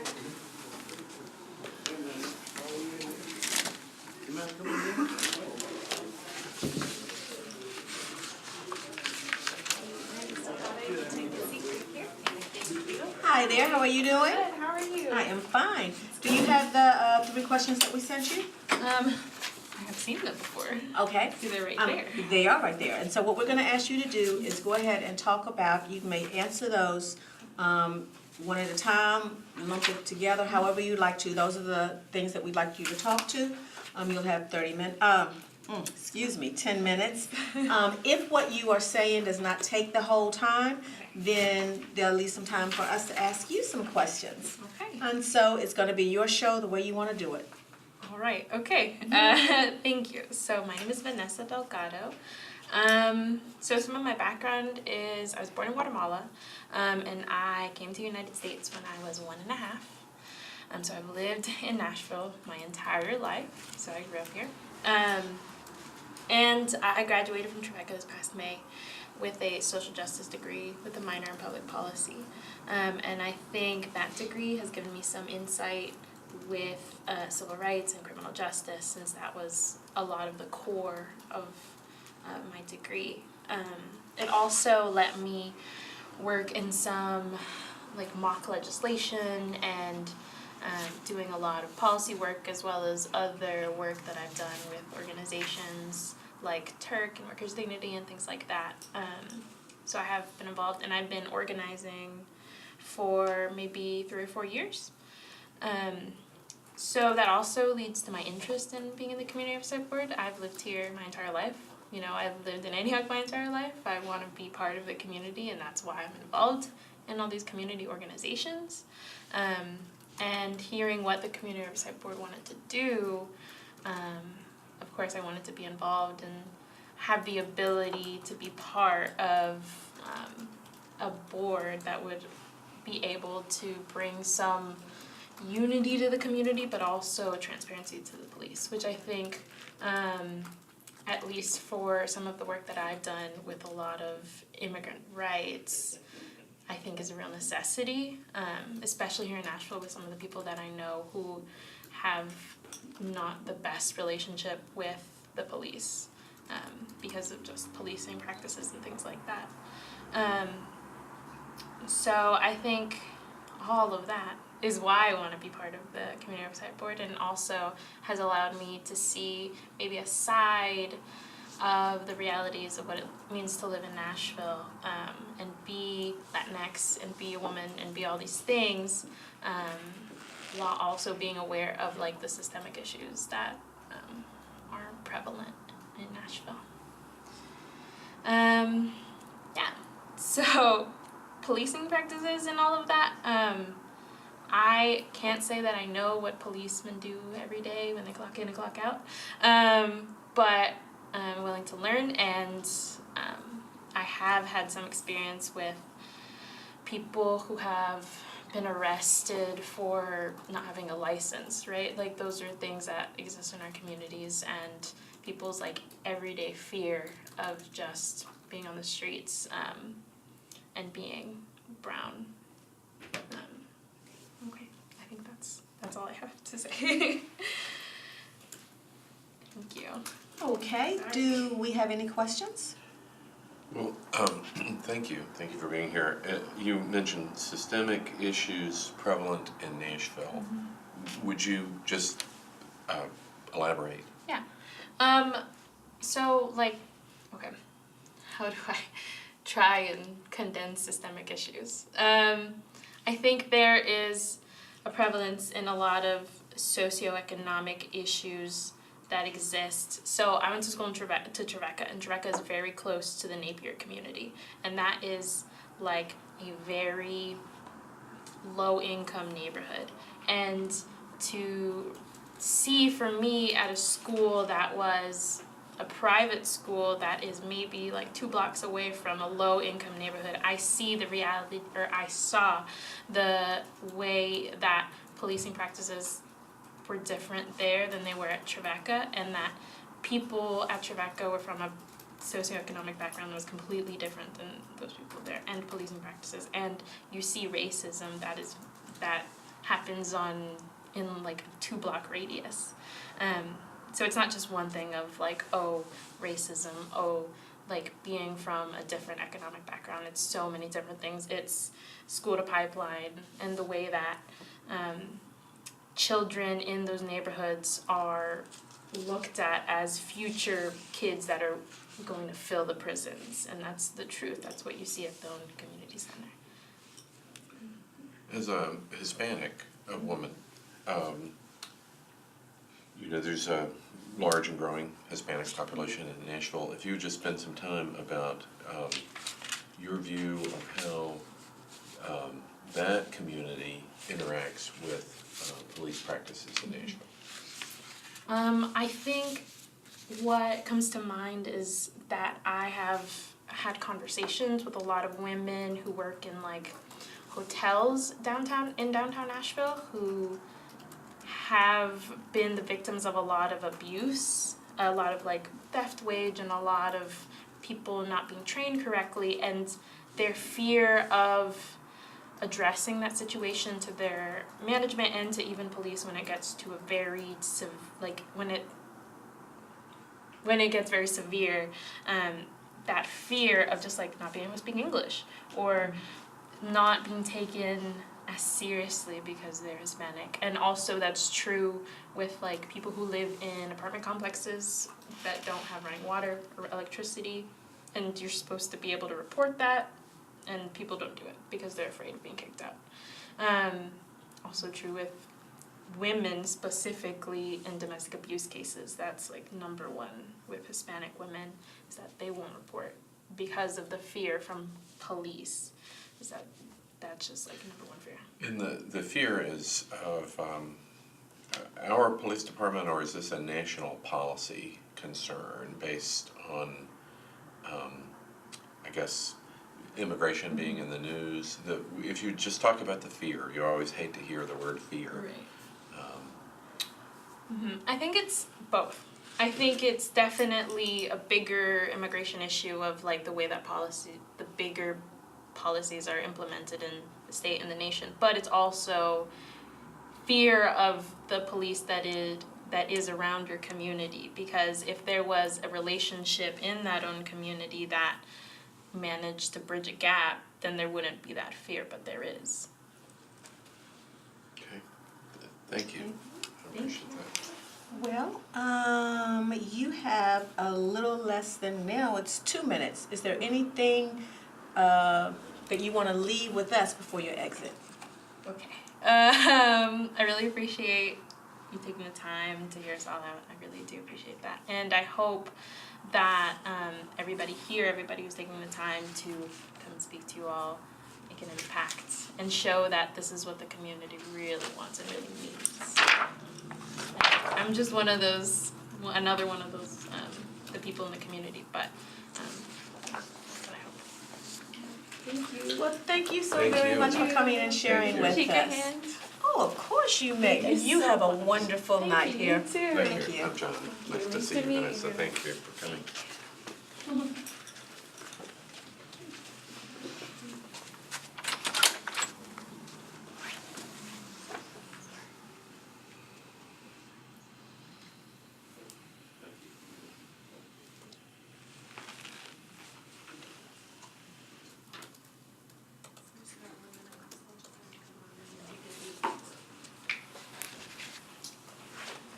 Hi there. Now you're going to have to help me, Mr.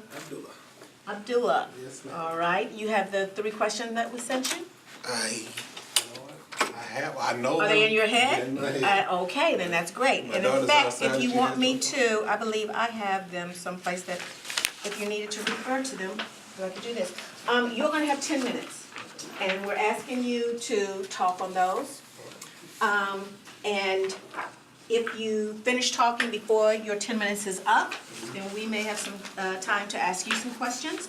But you're going to present it to us as you would like, as soon as it gets 7:30, which means you have 1 minute, and then it'll be your show, okay? All right. And Mr. Abdullah, it's your time. All right. Well, good evening, ladies and gentlemen.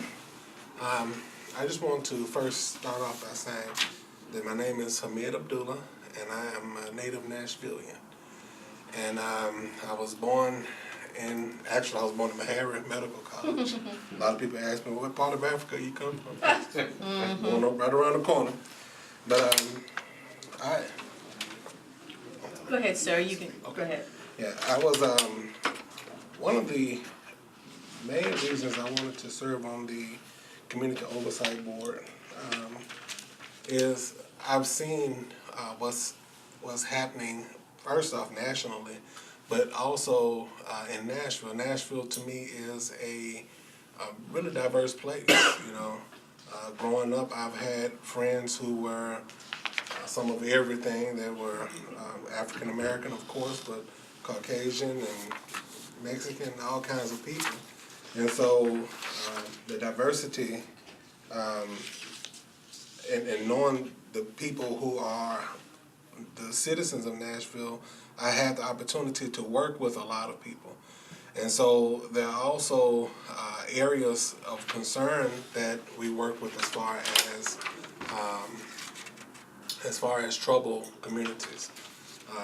And we've been working with myself along with a couple of other men that I consider to be good friends, men and women. You know, the way I look at it is like this.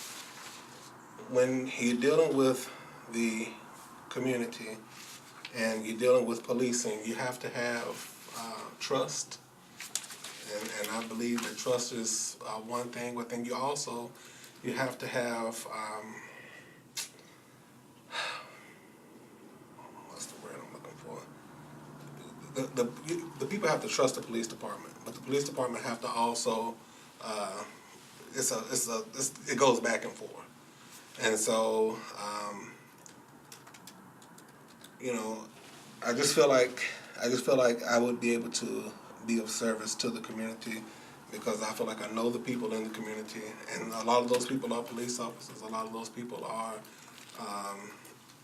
just regular citizens, but I feel like people need someone that's in the middle that they can depend on and they can talk to. Second, what's my describe my background or familiarity with civil rights and equity issues. Well, I'm a student of the civil rights movements, especially in the city, but also just civil rights overall. I believe that, you know, it's something that is for everybody, of course. And I know right now I feel like I'm rambling because I'm just nervous and maybe I just need to calm down. Yep, just take your time, take your time. When it all comes down to it, I work with people, and I wake up every day and I do my best to help people. And so if you're looking for the kind of person who will get up every day and work hard to make sure that people's rights are not trampled, then I feel like I can most definitely do that. And I've been doing that. I work with a number of groups, but I really believe that this oversight board is something that our community needs. I believe that it's something that we all need to have happen because it's something that it's something that we all need. You know, we have to have it happen. Describe your background, experiences, and familiar. The only experience I have with the criminal justice system, I would say, would be what I've learned in college. I've gone to college. My major was criminal justice, and then we've also had police officers come in and talk to groups of students and things of that nature, but I don't really have much experience when it comes to policing. And I think I would probably serve better to answer some questions. Okay. Well, do you have? Well, thank you for being here, and I see you were nominated by the American Muslim Advisory Council, and that's a great perspective to share with this committee. Would you just spend some time commenting about how that particular community's interaction with the police department and how it views its own relationship with the police here in Nashville? Well, in our community, there are police officers, you know, so the Muslim community really is no different than any other community. The Muslim community is the same basically as really the Christian community. We have some of everybody in our community. And so what we want to see is we want to see a good relationship. We want to have a good relationship in our communities. Is there a good relationship now? Now, I would say for the most part, there's some things that we know that can be better, but I believe that whenever we call, and when I say we call, whenever we have to deal with the police department, then, you know, be it Chief Anderson or whoever, we can get the ear of the police department. So I think we have a pretty decent relationship, but I always believe there's room for improvement. And the best way to improve is to have diversity, to be honest with you. You know, if it's all one particular anything, then you're not really diverse, and people's interests may not feel that it's served because they don't see a reflection of themselves. So, but as far as a good relationship, I think that yes, we have a good relationship, but I also think that it can be a lot better, and it should be a lot better. And if you would just comment about how you feel the COB might be able to improve that relationship. Once again, when things happen, people need somebody that they can talk to. And so if something happens within the Muslim community, oftentimes they'll come to us anyway because we have friends in different places where we can maybe talk to some people. I had a situation with my son, and there was an officer who said something to him that it just shook him to his core. And so I had the ability to go and talk to another officer who told me, or he gave me the steps to go and first speak to that officer. And so we got it resolved. But had my son not come to me, then, you know, he would have left feeling some type of way, and it wouldn't have been resolved, and he would still have to carry those feelings. So I believe that when people have somebody that they can talk to, that they can rely on, that they know, then it makes life easier. Now let me just say, right here in Nashville, you have about 35,000 Muslims. And it has grown, literally, because I remember as a child where there were only 200 Muslims. So it's grown from that to this.